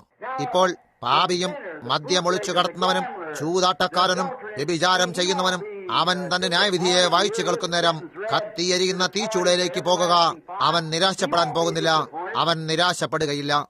എന്നാൽ ഏതെങ്കിലും ഒരു സഭയുടെ ഉദ്യോഗത്തിന്റെ പിന്നിലായി ഒളിക്കാൻ ശ്രമിക്കുന്നവൻ, ആ പയ്യനാണ് ന്യായവിധി നാളിൽ നിരാശപ്പെടാൻ പോകുന്നത്. കാണുന്നോ, ഒരു ക്രിസ്ത്യാനിയാണെന്ന് പ്രഖ്യാപിക്കുകയും മറ്റൊരു വിധത്തിൽ ജീവിക്കുകയും ചെയ്യുന്നു. ഏതൊരു തരത്തിലുള്ള ഉദ്യോഗവും ചെയ്യാതിരുന്നു എങ്കിൽ അവന് നന്നായി തുടങ്ങുകയും തുടങ്ങിക്കഴിഞ്ഞിട്ട് അതിൽ നിന്നും വ്യത്യസ്തമായി ജീവിക്കുകയും ചെയ്യുന്നു. എന്തുകൊണ്ടെന്നാൽ അവനാണ് നമുക്ക് ലഭിച്ചിരിക്കുന്ന ഏറ്റവും വലിയ ഇടർച്ചക്കല്ല്. കാരണം ആ പ്രഖ്യാപിച്ചവൻ അവനൊരു ക്രിസ്ത്യാനിയാണെന്ന് പറയും, വ്യത്യസ്തമായ എന്തോ ചിലതായി ജീവിക്കുകയും ചെയ്യുന്നു. എല്ലായ്പ്പോഴും എത്രമാത്രം അത്ഭുതാശ്ചര്യങ്ങളെ പ്രവർത്തിക്കാനുള്ള ശക്തി നിങ്ങൾക്ക് ലഭിച്ചിട്ടുണ്ട് എന്നതിന്മേൽ നിങ്ങളുടെ ജീവിതത്തെ ശോധന ചെയ്യരുത്. നമ്മെ വചനത്തിന്മേൽ എത്രമാത്രം ജ്ഞാനമുണ്ട് എന്നതിനാലും ശോധന ചെയ്യരുത്. എന്നാൽ എല്ലായ്പ്പോഴും പിന്നിലേക്ക് നോക്കി അതിന്റെ വിവരപ്പട്ടിക എടുത്ത് ഇപ്പോൾ നിങ്ങൾ ജീവിക്കുന്ന ഈ ജീവിതത്തിൽ ഏത് വിധത്തിലെ ഫലമാണ് പുറപ്പെടുവിക്കുന്നത് എന്നതിനാൽ നിങ്ങൾ നിങ്ങളെ തന്നെ ശോധന ചെയ്യുക. കാണുന്നോ, അരിസോണയിലെ ഫിനിക്സിൽ വാണിജ്യക്കാരുടെ യോഗത്തിൽ വെച്ച് യേശു ക്രിസ്തുവിന്റെ പ്രതിബിംബത്തെ, ക്രിസ്തീയ ജീവിതത്തെ പ്രതിഫലിപ്പിക്കുക എന്ന് കുറച്ചു നാളുകൾക്ക് മുമ്പ് ഞാൻ പ്രസംഗിച്ചിരുന്നു. ഇവിടെ കെന്റുക്കിയിലാണ് ഞാൻ ജനിച്ചതെന്ന് ഞാൻ പറഞ്ഞു. പണ്ട് അവിടെ ഞാനൊരു ചെറുബാലനായിരുന്നപ്പോൾ അവിടെ സംസ്കാരം സിദ്ധിച്ചിരുന്നില്ല. ഒരു പ്രത്യേക പയ്യന് ഇവിടെ നമുക്കുള്ളതുപോലെ ഒരു വീടില്ലായിരുന്നു. അവിടെ നമുക്ക് കണ്ണാടിയിലോട് നോക്കി തങ്ങളുടെ മുടിയെ അതിന്റേതായ സ്ഥാനത്ത് വെക്കുകയും മറ്റും ചെയ്യാറുള്ള അനേക സുന്ദരികളായ മഹിളകൾ എല്ലാ വീടുകളിലും കാണാനാകുന്നു. എന്നാൽ അവന് ഒരു ചെറിയ കണ്ണാടിയുടെ കഷണം പുറത്തുള്ള ഒരു മരത്തിന്മേൽ ആണി തറച്ച് തൂക്കിയിട്ടുണ്ടായിരുന്നു. ഈ പഴയ കണ്ണാടിയുടെ തുണ്ട് മരത്തിന്മേൽ ആണിയടച്ച് തൂക്കിയിരുന്നിടത്തൊന്നും അവിടെ കഴുകുന്ന സ്ഥലമായിട്ട് അവന്റെ അമ്മയും അപ്പനും കഴുകുകയും അവരുടെ മുടി ചെയ്യുകയും മറ്റും ചെയ്തിരുന്നു. ഒളിക്കാതെ പറയുകയാണെങ്കിൽ അത്തരത്തിലുള്ള ഒരു വീടായിരുന്നു ഞങ്ങൾക്കുണ്ടായിരുന്നത്. കുട്ടികളായ ഞങ്ങളിൽ ആർക്കെങ്കിലും ആ കണ്ണാടിയിലേക്ക് നോക്കണമെന്നുണ്ടെങ്കിൽ ഞങ്ങൾ ഒരു പെട്ടി എടുത്തുകൊണ്ടുവന്ന് ആ കഴുകുന്ന ബെഞ്ചിൽ കയറി ഈ കഷണത്തിലേക്ക് നോക്കണമായിരുന്നു. ആ കഷണത്തെ ഞാൻ തന്നെയാണ് ഒരു ചവർ കൂമ്പാരത്തിൽ നിന്നും എടുത്തുകൊണ്ടുവന്നത്. അതിവിടെ കെന്റുക്കിയിൽ നിന്നുമായിരുന്നില്ല, അത് ഇന്ത്യാനയിലെ യൂറ്റിക്കായുടെ മോട്ടോർ പാതയിൽ നിന്നുമായിരുന്നു. ഇപ്പോൾ ഈ ചെറിയ ബാലൻ അവനെ സ്വയം അങ്ങനെ ഒരിക്കലും കൃത്യമായും കണ്ടിരുന്നില്ല. അങ്ങനെ അവൻ അവന്റെ അമ്മൂമ്മയെ സന്ദർശിക്കാനായി പട്ടണത്തിലേക്ക് വന്നു. അവിടെ മുറിയിൽ ചുറ്റിക്കറങ്ങി നോക്കിക്കൊണ്ടിരുന്നു. വീട്ടിന്റെ വാതിലിൽ ഒരു മുഴു കണ്ണാടി പിടിപ്പിച്ച വീടായിരുന്നു അമ്മൂമ്മയ്ക്കുണ്ടായിരുന്നത്. അങ്ങനെ ആ ചെറിയ പയ്യൻ മുറിയിലൂടെ ഓടുമ്പോൾ മറ്റൊരു ചെറിയ പയ്യനെയും അവന്റെ മുന്നിലായി കണ്ടു. ആ ചെറിയ പയ്യനും ഓടുന്നുണ്ടായിരുന്നു. അതുകൊണ്ട് അവൻ ഒരല്പസമയം ഓട്ടം നിർത്തിയിട്ട് മറ്റേ പയ്യൻ എന്തു ചെയ്യുന്നു എന്ന് നോക്കാമെന്ന് വിചാരിച്ചു. അവൻ നിന്നപ്പോൾ ആ ചെറു പയ്യനും നിന്നു. അവന്റെ തല തിരിച്ചപ്പോൾ ആ ചെറിയ പയ്യനും തല തിരിക്കുന്നു. അവൻ തന്റെ തല ചൊറിഞ്ഞപ്പോൾ ആ ചെറിയ പയ്യനും തല ചൊറിയുന്നു. അവസാനം എന്താണെന്ന് കണ്ടുപിടിക്കാനായി അടുത്തേക്ക് നടന്നു ചെന്നിട്ട് അവൻ ചുറ്റിനുമായി തിരിഞ്ഞു നോക്കി. അവന്റെ അമ്മയും അവന്റെ അമ്മൂമ്മയും ആശ്ചര്യത്തോടെ അവനെ ശ്രദ്ധിക്കുന്നുണ്ടായിരുന്നു. പറഞ്ഞു, അമ്മേ, അത് ഞാനാണ്. അതുകൊണ്ടാണ് ഞാൻ പറഞ്ഞത്, അതായത് നമ്മളും കൂടെ എന്തോ ചിലത് പ്രതിബിംബിക്കുന്നു. കാണുന്നോ, നമ്മുടെ ജീവിതം പ്രതിഫലിപ്പിക്കുന്നു. ഇപ്പോൾ നാം നോഹയുടെ നാളുകളിൽ ജീവിച്ചിരുന്നെങ്കിൽ നാം ആരുടെ വശമെടുക്കുമായിരുന്നു? നോഹ ജീവിച്ചിരുന്ന ആ മഹത്തായ നാളിൽ നാം ഏത് വശത്തെ എടുക്കുമായിരുന്നു? മോശയുടെ നാളുകളിൽ നാം ഏത് വശമെടുക്കുമായിരുന്നു? പ്രവാചകനായിരുന്ന ഏലിയാവിന്റെ നാളുകളിൽ ആധുനിക ഇസബേലിനെ പോലെ ഒരു മഹത്തായ കൂട്ടിച്ചേർക്കലിന്റെ അഗാധ സമുദ്രത്തിൽ മുഴുലോകവുമായിരുന്നപ്പോൾ, ലോകപരമായ വിധത്തിൽ കർത്താവിന്റെ എല്ലാ ദാസന്മാരെയും ഓടിച്ചുകൊണ്ടിരുന്നപ്പോൾ നാം ഏതു വശത്തെ എടുക്കുമായിരുന്നു? സഭയും പുരോഹിതന്മാരും എല്ലാം അവളെ കുമ്പിടുമായിരുന്നു. നിങ്ങൾ പ്രശസ്തിയുടെ വശമെടുക്കുമായിരുന്നോ, അതോ നിങ്ങൾ ഏലിയാവിനോടൊപ്പം നിൽക്കുമായിരുന്നോ? ഇപ്പോൾ കർത്താവായ യേശുവിന്റെ നാളുകളിൽ നാം ഈ ജനസമ്മതിയില്ലാത്ത ഈ വ്യക്തിയെ കുറിച്ച് ചിന്തിക്കുമ്പോൾ, ലോകത്തിന്റെ വിദ്യാഭ്യാസം സമ്പാദിച്ചിട്ടില്ലാത്തവൻ അവൻ പോയിട്ടുണ്ട് എന്ന് പറയാനായി അവർക്കൊരു പള്ളിക്കൂടം കണ്ടുപിടിക്കാൻ സാധിച്ചിട്ടില്ല. സെമിനാരി പ്രവൃത്തി പരിചയമില്ല. മാത്രമല്ല അന്ന് നിയമാനുസൃതമല്ലാത്ത ജനനം എന്ന് പേരോടുകൂടിയ ഒരുവൻ അത് കഴിഞ്ഞപ്പോൾ അവരെ സദാസമയവും പഠിപ്പിച്ചിരുന്നതിന് വിപരീതമായിട്ടുള്ള ഒരു സുവിശേഷവും പ്രസംഗിച്ചു കൊണ്ടുവന്നിരുന്നു. മാത്രമല്ല ആ ധർമ്മോപദേശികളെയും അവരുടെ സംഘടനകളെയും മറ്റുള്ളതിനെയും കുറ്റപ്പെടുത്തുകയും ചെയ്തിരുന്നു. ആ സംഘടനകളെല്ലാം ചേർന്ന് ഒരു പ്രസ്താവന ഇറക്കി, ആരെങ്കിലും ഈ പ്രവാചകനെന്ന് വിളിച്ചു വരുന്നവനെ കേൾക്കാൻ പോയാൽ സിനഗോഗിൽ നിന്നും പുറത്താക്കി കളയുന്നതാകുന്നു. ഒരു മനുഷ്യനെ സംബന്ധിച്ച് കുറ്റകരമാകുന്നു. അവർ കണക്ക് ബോധിപ്പിക്കേണ്ടി വന്നിരുന്നു. കുഞ്ഞാൻ രക്തത്തിന് കീഴിൽ മാത്രമേ അവർക്ക് ആരാധിക്കാൻ കഴിയുകയുള്ളൂ. അവർ ഈ ബലി അർപ്പിക്കാനായി വന്നിരിക്കണം. അതല്ലെങ്കിൽ അവരെ പുറന്തള്ളിക്കളയുകയും അതൊരു വലിയ കാര്യവുമായിരുന്നു. അങ്ങനെയുള്ളതിനെ ഈ മനുഷ്യൻ വകവയ്ക്കാതിരിക്കുന്നു. എന്നിരിക്കലും അവൻ തിരുവചനവുമായി കൃത്യമായും ശരിയായിരുന്നു. എന്നാൽ അവർ അറിഞ്ഞിരുന്ന പ്രകാരമായിരുന്നില്ല.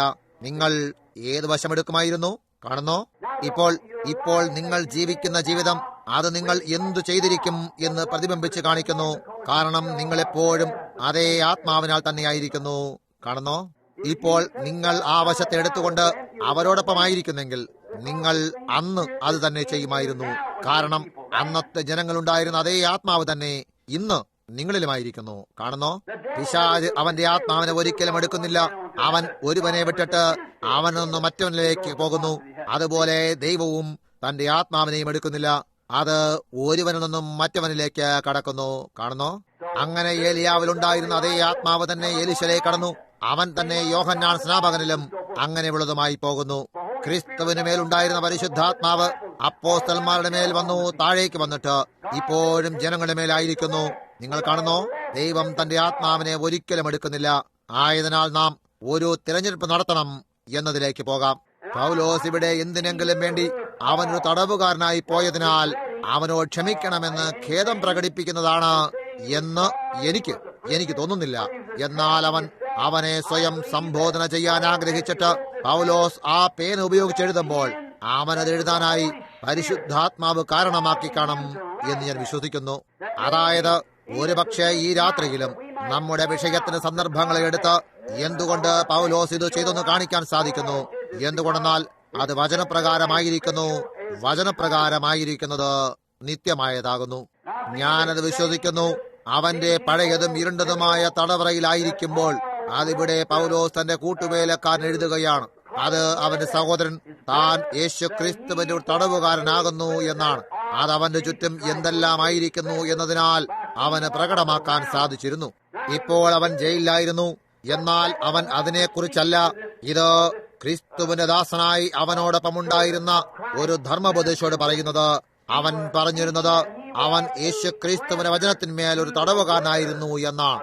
എന്തുകൊണ്ടെന്നാൽ ക്രിസ്തു വചനമാകുന്നു. തന്റെ ദിവസത്തിൽ പൗലോസ് ഒരു മഹാൻ വിദ്വാനായിരുന്നു. അവന് വലിയ അഭിലാഷങ്ങൾ ഉണ്ടായിരുന്നു.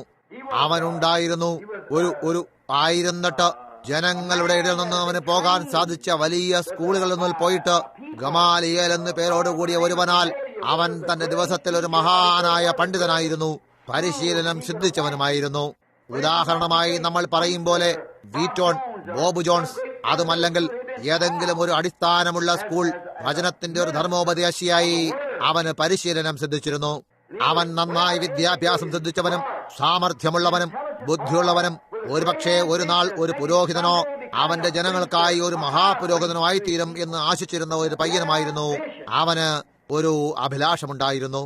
അത് കഴിഞ്ഞ് നാം കണ്ടുപിടിച്ചാൽ അവന് ലഭിച്ച ഈ മഹത്തായ പരിശീലനത്തിന്റെ അഭിലാഷതയാൽ ഒരുപക്ഷെ 8-10 വയസ്സ് മുതൽ ഏകദേശം 30-35 വയസ്സുവരെ അവൻ തന്റെ കോളേജ് ബിരുദത്തിനായി തന്റെ ജീവിതം മുഴുവനും ചിലവഴിച്ചിരിക്കുകയും ചെയ്തിരുന്നു. അവന്റെ എല്ലാ ഡിപ്ലോമകളും മറ്റുള്ളതുമായി അവന്റെ സകല മതാചാര്യന്മാരോടും യെരൂശലേമിലെ മഹാപുരോഹിതനുമായി പോലും വളരെ നന്നായി ചേർന്ന് നിൽക്കാൻ സാധിച്ചിരുന്നു എന്ന് വരാം.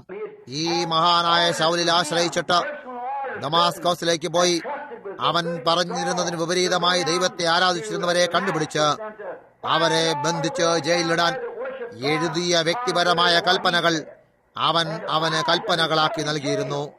ആവശ്യമെന്ന് കണ്ടാൽ അവന് തോന്നുന്നു എങ്കിൽ അവൻ അവരെ കൊല്ലാനും കൽപ്പന കിട്ടിയിരുന്നു. അവനൊരു മഹത്തായ അഭിലാഷമുണ്ടായിരുന്നു. ഇപ്പോൾ അവൻ എന്തിനായിട്ടാണോ പരിശീലനം ലഭിച്ചിരുന്നത് അതിനെല്ലാറ്റിനെയും ദൈവത്തിന് അവനിൽ നിന്നും പുറത്തെടുക്കേണ്ടതുണ്ട്. കാണുന്നോ,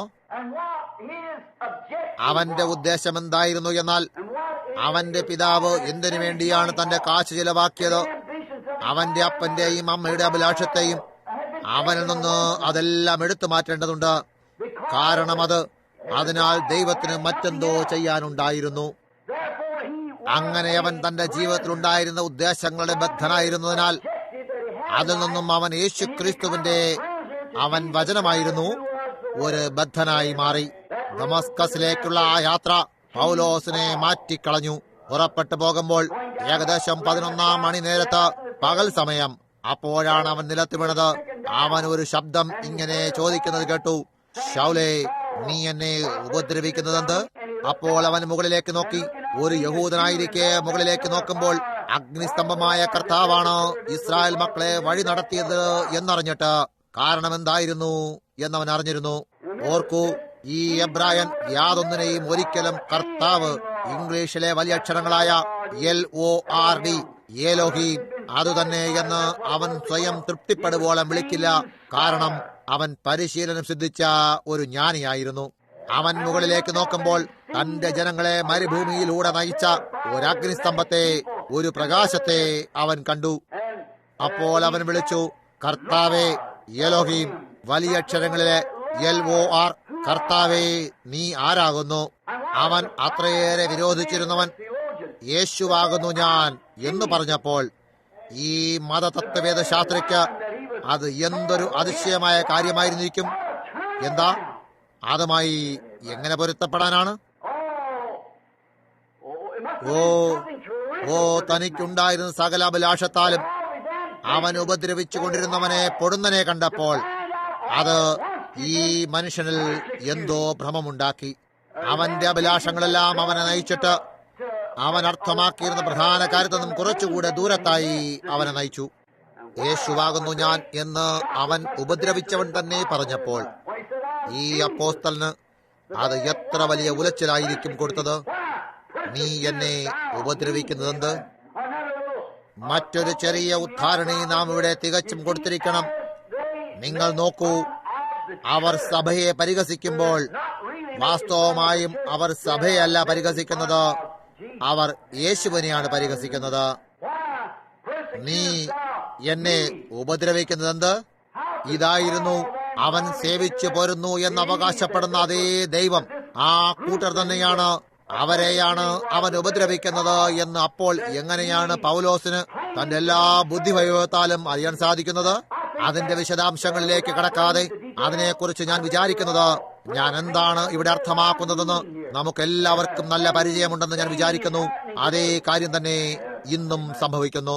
പൗലോസ് അജ്ഞതലായിരുന്നു എങ്കിലും അവൻ ഉപദ്രവിച്ചു കൊണ്ടിരുന്ന ആ വിദ്യാഭ്യാസമില്ലാത്ത ഗലീലിയരെക്കാൾ ബുദ്ധിമാനും സാമർഥ്യമുള്ളവനുമായിരുന്നു. അവർക്ക് മുന്നമേ കൊടുക്കപ്പെട്ടിരുന്ന താഴ്മയാൽ ഈ മനുഷ്യനെ ദൈവത്തെ പോലെ അവർ അംഗീകരിച്ചിരുന്നു. എന്നാൽ തന്റെ മഹത്തായ ഉപദേശത്താലും തന്റെ ബുദ്ധിവൈഭവത്താലും പൗലോസിന് അതിനെ അംഗീകരിക്കാൻ കഴിഞ്ഞില്ല. ഈ യാത്രയിൽ അവനത് സ്വീകരിക്കുക എന്നത് എത്ര വലിയ ബുദ്ധിമുട്ടുളവാക്കിയിരിക്കും. അവന്റെ ദൗത്യത്തെ തുടരാതിരിക്കാൻ അവൻ അന്ധനാക്കപ്പെട്ട് നേരെ എന്ന് പേരുള്ള ഒരു തെരുവിലേക്ക് ഒരുവന്റെ വീട്ടിലേക്ക് നയിക്കപ്പെട്ടു.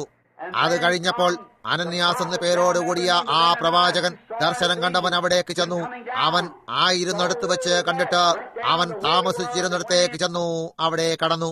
പറഞ്ഞു, സഹോദര ശൗലേ, യാത്രാമധ്യേ നിനക്ക് പ്രത്യക്ഷനായ കർത്താവ് എന്റെ കൈകളെ നിന്റെ മേൽ വയ്ക്കുമ്പോൾ നിനക്ക് നിന്റെ കാഴ്ച ലഭിക്കാനും പരിശുദ്ധാത്മാവാൽ നിറയാനുമായി എന്നെ അയച്ചിരിക്കുന്നു. അവൻ എവിടെയായിരുന്നു നോക്കൂ. പൗലോസിനത് എന്തൊരു കാര്യമായിരുന്നിരിക്കണം. കാണുന്നോ, അതിന് നേരെ വിപരീതമായി ചെയ്യാൻ പരിശീലനം ലഭിച്ചവൻ ഇപ്പോഴങ്ങനെ തനിക്കുണ്ടായിരുന്ന സകല വിദ്യാഭ്യാസത്താലും അത് അവനൊരു പൂജ്യമായി തീർന്നു. ഇപ്പോൾ അവനൊരു പ്രവൃത്തി പരിചയം കിട്ടിയിരിക്കുന്നു എന്നവൻ അറിഞ്ഞിരുന്നു. അതിനാൽ ഇവിടെ നമുക്ക് മറ്റൊരു നല്ല പാഠവും കൂടെ കിട്ടുന്നു. അതായത് പ്രവൃത്തി പരിചയം മാത്രം മതിയാവില്ല, കർത്താവിന്റെ വചനത്തിനനുസൃതമായ പ്രവൃത്തി പരിചയത്തിന്റെ ആവശ്യമുണ്ട്.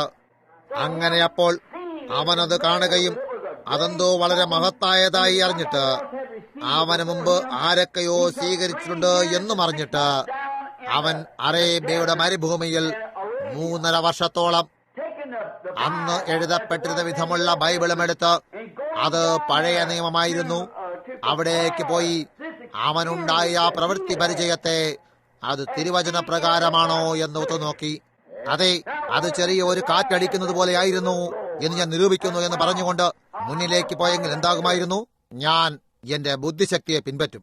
ഇപ്പോൾ ഒരു തടവുകാരൻ അവൻ എന്തിലേക്കെങ്കിലും തടവുകാരനാകണമായിരുന്നു. അതുകൊണ്ട് അതിനെ താരതമ്യം ചെയ്ത ശേഷം ഒരു മാതൃകയായി അവന് എബ്രായരുടെ പുസ്തകം എഴുതാൻ സാധിച്ചു എന്നതിൽ ഒരാശ്ചര്യവുമില്ല. കാണുന്നോ, 3.5 വർഷക്കാലം അവൻ അവിടെ ആയിരുന്നിട്ട് വചനത്തിലൂടെ കടന്നുപോയി. അവനോട് തിരിച്ചു സംസാരിച്ച ദൈവം തന്നെ അതെന്ന് കണ്ടുപിടിച്ചു. അവന്റെ എല്ലാ ബുദ്ധിവൈഭവത്തെയും മാറ്റിമറിച്ചു. അവൻ ചിന്തിച്ചിരുന്ന സകലത്തെയും എന്തിനായിട്ടാണോ അവൻ പരിശീലനം നൽകപ്പെട്ടത് അതിനെ മാറ്റി അവന്റെ എല്ലാ അഭിലാഷത്തെയും അവനൊന്നും കെട്ടിവരിഞ്ഞ് പുറത്താക്കി. അങ്ങനെ അവനൊരു തടവുകാരനായി തീർന്നു. അത്തരത്തിലെ ഒരു വെളിപ്പാടിനാൽ ദൈവത്തിന്റെ സ്നേഹം അത്രയേറെ ബൃഹത്തായിരുന്നിട്ട് അവൻ അതിൽ നിന്നും ദൂരമാകാൻ സാധിച്ചില്ല. ദൈവത്തെ സന്ധിക്കുന്ന ഓരോ യഥാർത്ഥ വിശ്വാസിയുടെയും വാസ്തവമായ പ്രവൃത്തി പരിചയം അതായിരിക്കണം. നിങ്ങൾ അത്രയേറെ മഹത്തായ ഒന്നുമായി ബന്ധനത്തിലായിട്ട് അത് നിങ്ങൾ മറ്റുള്ള സകലത്തെയും ഒരു ബദ്ധനായിത്തീരുന്നു. കാണുന്നോ, നിങ്ങൾ ഇതിലേക്ക് ബദ്ധനായി തീരേണ്ടതിന് മറ്റുള്ള സകലത്തിൽ നിന്നും നിങ്ങളെ വേർപെടുത്തുന്നു. അത് ഒരിടത്ത് പറഞ്ഞിരിക്കുന്നു. അവിടെ യേശു പറയുന്നത്, ദൈവരാജ്യമെന്നാൽ ഒരു മനുഷ്യൻ മുത്തുകളെ വാങ്ങുന്നത് പോലെയാകുന്നു. അവൻ ആ മഹത്തായ മുത്തുകളെ കണ്ടപ്പോൾ ആ ഒന്നിനെ വാങ്ങേണ്ടതിന് തനിക്കുള്ളതെല്ലാം വിറ്റു. ആ വിധത്തിലാണ് ഇവിടെയും നിങ്ങൾക്കൊരു ബുദ്ധിപരമായ ധാരണ ഉണ്ടായിരുന്നിരിക്കാം. നിങ്ങൾക്ക് ഒരു മതതത്വവേദശാസ്ത്രത്തിലുള്ള പ്രവൃത്തി പരിചയം ഉണ്ടായിരുന്നു എന്ന് വരാം. എന്നാൽ നിങ്ങൾ യഥാർത്ഥമായ കാര്യത്തെ കണ്ടുപിടിക്കുന്ന ആ വാസ്തവമായ സമയം വരുമ്പോൾ നിങ്ങളെ ഇതുമായി ചേർത്തു വെക്കേണ്ടതിന് നിങ്ങൾ മറ്റുള്ളതെല്ലാം വിറ്റഴിക്കുന്നു. അതെന്തായിരുന്നു എന്ന് പൗലോസ് അറിഞ്ഞിരുന്നു. അവനെ എന്തിനാലോ കടിഞ്ഞാനിട്ട് പിടിച്ചിരുന്നു എന്നവൻ കണ്ടുപിടിച്ചു. ഒരു കുതിരയെ കടിഞ്ഞാനിട്ട് നാം പിടിക്കുന്നത് പോലെ അത് എന്തിനാലോ വലിക്കുന്നതാണ്. ഈ പ്രവൃത്തി പരിചയത്തിനു ശേഷം ബൈബിളുമായിട്ട് 3.5 വർഷത്തെ മാതൃകയാക്കുന്ന പ്രവൃത്തി പരിചയം അവനുണ്ടായതിനു ശേഷം പൗലോസ് അതറിഞ്ഞു. അവനെ പരിശുദ്ധാത്മാവിനാൽ കടിഞ്ഞാനിട്ട് കെട്ടിയിരിക്കുന്നു എന്നും തനിക്കുണ്ടായ പ്രവൃത്തി പരിചയത്താൽ ജാതികളുടെ മുന്നിലേക്ക് സുവിശേഷത്തെ വലിച്ചുകൊണ്ട് പോകേണ്ടതുണ്ട്. സ്വയം ആത്മാവ് തന്നെ അവനെ കടിഞ്ഞാനിട്ട് പിടിച്ചിരിക്കുന്നു എന്നും ദൈവം അവനെ തിരഞ്ഞെടുത്തും എന്നും അവൻ അറിഞ്ഞു. അതുമല്ല, ഇന്നും ക്രിസ്തുവിന്റെ ദാസന്മാരായി നാം കടിഞ്ഞാനിട്ട് കെട്ടപ്പെട്ടിരിക്കുന്നു, മുകളിലേക്ക് കൊളുത്തിയിട്ടിരിക്കുന്നു. നമുക്ക് പോകാൻ കഴിയില്ല. നാം അതുമായി സിക്തമായിരുന്നിട്ട് വചനവുമായി കടിഞ്ഞാനിട്ടിരിക്കുന്നു. മറ്റുള്ള ആരെന്തു പറഞ്ഞാലും കാര്യമില്ല. നിങ്ങളെ അതുമായി കടിഞ്ഞാനിട്ട് കെട്ടിയിരിക്കുന്നു. അതിനെക്കുറിച്ച് അവിടെ എന്തോ ചിലതുണ്ട്. അതിൽ നിന്നും അല്പം പോലും നിങ്ങൾക്ക് ദൂരം പോകാനാകില്ല. പരിശുദ്ധാത്മാവിനാൽ നിങ്ങൾ അതുമായി നുകം പൂട്ടിയിരിക്കുന്നു. നിങ്ങളെ വചനവുമായി നുകം പൂട്ടിയിരിക്കുന്നു.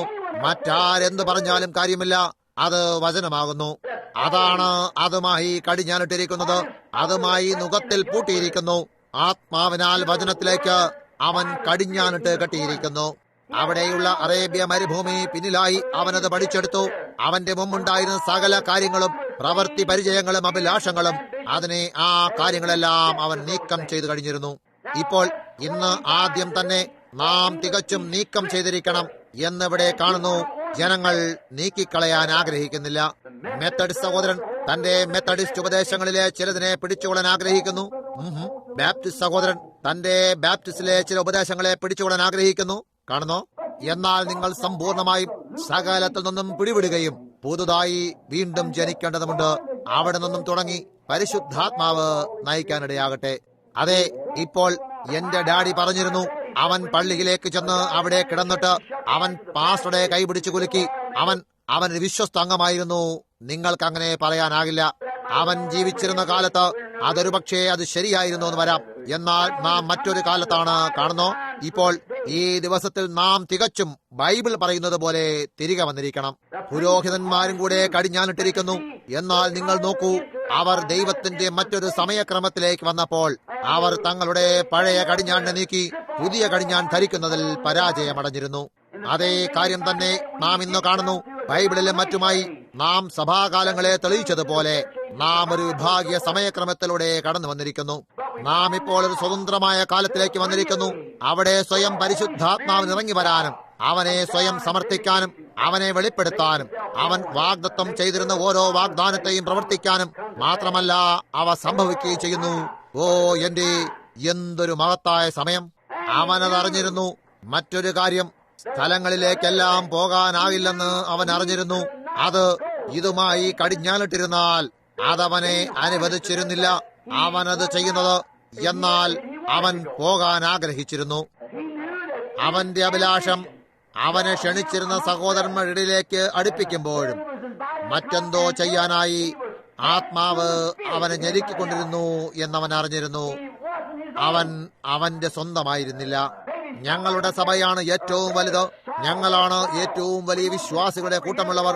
നിനക്ക് തരുന്ന കാണിക്കയും മറ്റും ഏറ്റവും വലുതായിരിക്കും. ബ്രദർ ശൗലേ, ബ്രദർ പൗലോസേ, നീ ഇവിടേക്ക് വരാൻ ഞങ്ങൾ ആഗ്രഹിക്കുന്നു എന്ന് ചിലപ്പോൾ ആരെങ്കിലും പറഞ്ഞെന്നിരിക്കാം. എന്നാൽ ആത്മാവിനാൽ ഞെരുക്കപ്പെട്ട് എനിക്കൊരു സഹോദരനെ അവിടെ കിട്ടി. ഞാൻ അവിടേക്ക് പോയി കർത്താവിലേക്ക് അവനെ കൊണ്ടുവരാൻ ഞാൻ ഇഷ്ടപ്പെടുന്നു എന്നവൻ ചിന്തിക്കും. എന്നാൽ അപ്പോഴും ആത്മാവ് മറ്റെവിടേക്കെങ്കിലും പോകാൻ അവനെ ഉന്തിക്കൊണ്ടിരിക്കും. അവൻ ഒരു ബദ്ധനായിരുന്നു. കൃത്യമായും ഓ ദൈവമേ, ഞങ്ങളുടെ സ്വാർത്ഥമായ അഭിലാഷങ്ങളിൽ നിന്നും ഞങ്ങളുടെ സ്വന്തം ന്യായവിധികളിൽ നിന്നും ഞങ്ങളുടെ കൂടുതൽ നല്ല വഴികളെ കുറിച്ചുള്ള ചിന്തകളിൽ നിന്നും ഞങ്ങളെയും തടവുകാരാക്കി യേശു ക്രിസ്തുവിന്റെ ഒരു ബദ്ധനായി തീരാനിടയാക്കണമേ. ഞാൻ യേശു ക്രിസ്തുവിന്റെ ഒരു ബദ്ധൻ എന്ന പ്രസ്താവന അത് വളരെ ഉന്നതമായതെന്ന് ഞാൻ കരുതുന്നു. ഇപ്പോൾ അവൻ വചനമാകുന്നു എന്ന് ഓർത്തിരിക്കുക.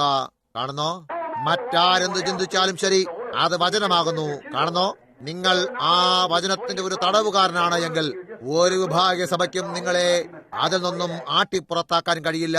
അത് വചനമാകുന്നു. നിങ്ങൾ അതിലേക്കൊരു ബദ്ധനാകുന്നു, അത്ര തന്നെ. അത് പ്രവർത്തിക്കുന്ന വിധത്തിൽ തന്നെ നിങ്ങളും പ്രവർത്തിച്ചിരിക്കണം. ഇപ്പോഴവന് പോകാൻ ആഗ്രഹിക്കുന്ന ഒരു പ്രത്യേക സ്ഥലത്തേക്ക് അവന് പോകാൻ കഴിയില്ല. എന്തുകൊണ്ടാണ്? ആത്മാവ് അവനെ വിലക്കുന്നു. അനേക നേരങ്ങളിൽ ഒരു സ്ഥലത്തേക്ക് പോകണമെന്ന് പൗലോസ് വിചാരിക്കുമ്പോൾ അവിടെ എനിക്ക് മഹത്തായ യോഗമുണ്ടാകാൻ പോകുന്നു. ആത്മാവ് അവൻ അവിടെ പോകുന്നതൊന്നും വിലക്കുന്നു. ഇപ്പോഴത് പൗലോസ് വാസ്തവമായും ഒരു ബദ്ധനായിരുന്നു എന്ന പ്രസ്താവനയെ സ്ഥിരപ്പെടുത്തുന്നില്ലേ? ആത്മാവിനാൽ അവന്റെ വചനത്തോട് കടിഞ്ഞാനിട്ട യേശു ക്രിസ്തുവിന്റെ ഒരു തടവുകാരൻ. ഞാൻ ഇഷ്ടപ്പെടുന്നു. അവൻ ബന്ധിക്കപ്പെട്ടിരുന്നു. ദൈവേഷ്ടം ചെയ്യാനായി, അത് മാത്രം ചെയ്യാനായി. അവനെ ഒരു സ്നേഹത്തിന്റെ വിലങ്ങിനാൽ, ചങ്ങലയാൽ ബന്ധിച്ചിരുന്നു. അവൻ ഒരു തടവുകാരനായിരുന്നു. അവൻ സ്നേഹത്തിന്റെ ഒരു വിലങ്ങിനുള്ളിലായിരുന്നു. അവൻ ക്രിസ്തുവുമായി പിണയിലായിരുന്നു. അവന് മറ്റൊന്നുമായി മുഖം വയ്ക്കാൻ കഴിയില്ലായിരുന്നു. അവനുമായി മുഖം വഹിച്ചിരുന്നു. എവിടേക്കാണോ ആ ഈയക്കോൽ പോകുന്നത്, അവിടേക്ക് അവനും പോകണമായിരുന്നു. ആ പച്ചപ്പ് എത്ര നന്നായി കണ്ടിരുന്നാലും, അത് ഈ വശത്തോ മറ്റു വശത്തോ ആയിരുന്നാലും, അവന്റെ ഈയക്കോലും മുഖവും പോകുന്നിടത്തേക്ക് തന്നെ അവനും പോകണമായിരുന്നു. ഇന്ന് രാത്രിയിൽ ബ്രഹ്മാം കൂടാരം നമ്മുടെ സ്വാർത്ഥതയിൽ നിന്നും, നമ്മുടെ സ്വന്തം അഭിലാഷങ്ങളിൽ നിന്നും നമ്മെ നാം സമ്പൂർണമായി സമർപ്പിച്ചിട്ട് അവനുമായി മാത്രം കെട്ടപ്പെട്ട് ഒരു തടവുകാരനാകാൻ കഴിഞ്ഞിരുന്നു എങ്കിൽ, ബാക്കിയുള്ള ലോകം എന്തു ചിന്തിക്കുന്നു എന്നതിലോ ലോകത്തിലെ ബാക്കിയുള്ളവർ എന്തു ചെയ്യുന്നു എന്നതിലും കാര്യമില്ല. സ്നേഹത്തിന്റെ വിലങ്ങിൽ നാം കെട്ടപ്പെട്ടെങ്കിൽ നാം തടവുകാരാകുന്നു. എന്റെ കാൽ ക്രിസ്തുവുമായി അത്രയേറെ കെട്ടിയിരിക്കുന്നു, അത് നൃത്തം ചെയ്യില്ല. എന്റെ കണ്ണുകൾ ക്രിസ്തുവിൽ അത്രമാത്രം കെട്ടപ്പെട്ടിരിക്കുന്നതിനാൽ നൂതന ലോകത്തിന്റെ തെരുവിലെ തുണിയഴിക്കലിനെ ഞാൻ കാണുമ്പോൾ എന്റെ തല ഞാൻ തിരിച്ചു കളയുന്നു. ഇനി ഒരിക്കലും എന്റെ സ്നേഹം ഈ ലോകത്തിന് വേണ്ടിയല്ലാതെ എന്റെ ഹൃദയം അവനെ മാത്രം സ്നേഹിക്കാനായി അത്രയേറെ ബന്ധിച്ചിരിക്കുന്നു. എന്റെ ഇഷ്ടമെല്ലാം അവനുമായി അത്രമാത്രം കെട്ടപ്പെട്ടിട്ട് എന്റെ അഭിലാഷങ്ങളെല്ലാം എന്താണെന്ന് പോലും എനിക്കിപ്പോൾ അറിയാൻ സാധിക്കുന്നില്ല. എവിടേക്ക് നീ നയിക്കുമോ, ഞാൻ പുറകെ വരും കർത്താവേ. ഞാനൊരു ബദ്ധനായിരിക്കും. കാണുന്നോ, പൗലോസ് കൃത്യമായും ഒരു ബദ്ധനായിരുന്നു. അവൻ തെറ്റായ ഒരു പ്രസ്താവനയും ചെയ്തിരുന്നില്ല. വചനത്തിനായി കാത്തിരിക്കാൻ വീണ്ടും അവൻ പരിശുദ്ധാത്മാവിനാൽ പരിശീലനം ലഭിച്ചിരുന്നു.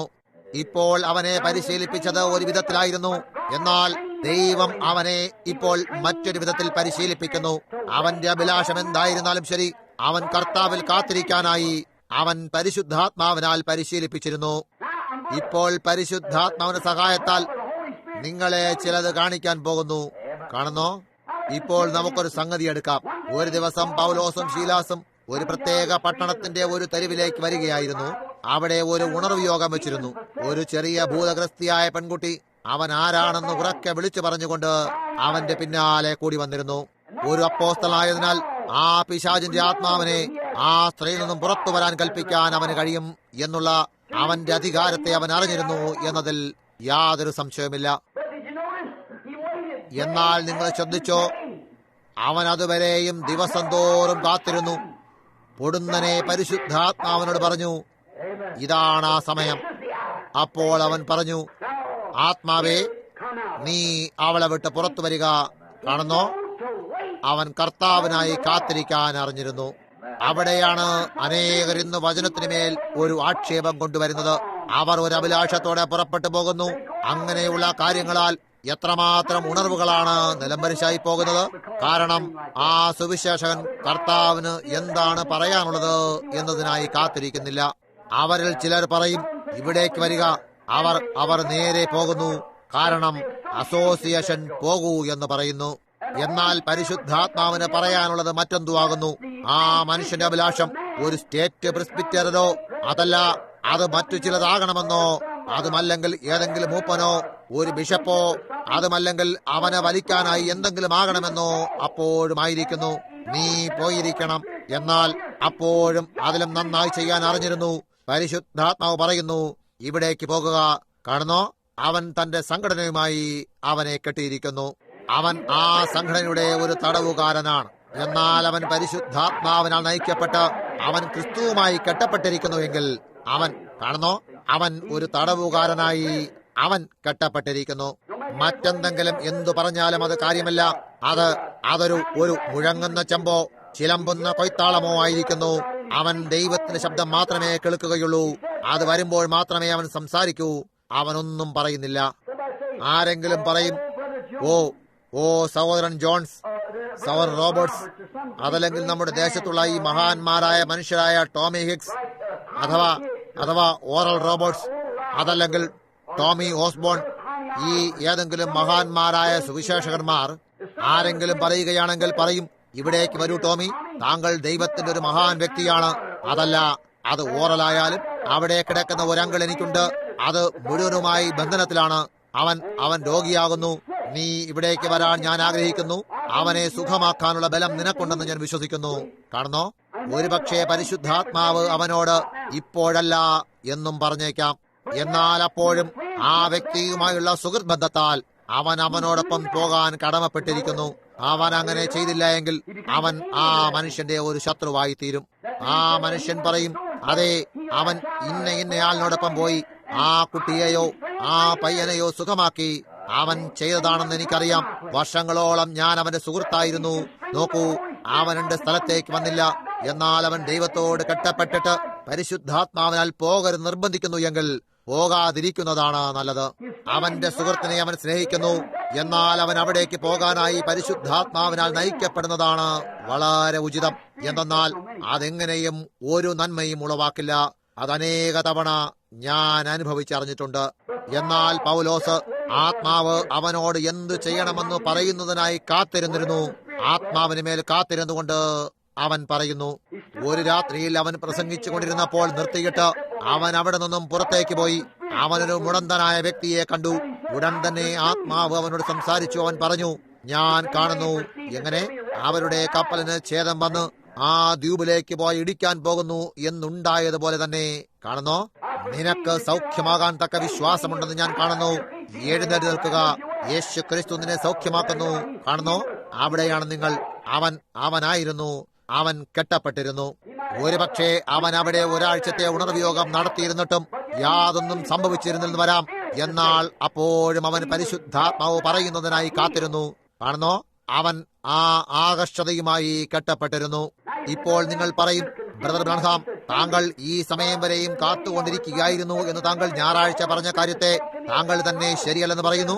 എന്നാൽ ഞാൻ നിന്നെ രോഗികളുടെയും പീഡിതരുടെയും അടുക്കലേക്ക് തിരികെ അയക്കുന്നു എന്ന് ആ യാത്രയിലായിരിക്കുമ്പോൾ പരിശുദ്ധാത്മാവ് തന്നെ എന്നോട് പറഞ്ഞിരുന്നുവെന്ന് നിങ്ങൾ ഓർത്തിരിക്കുക.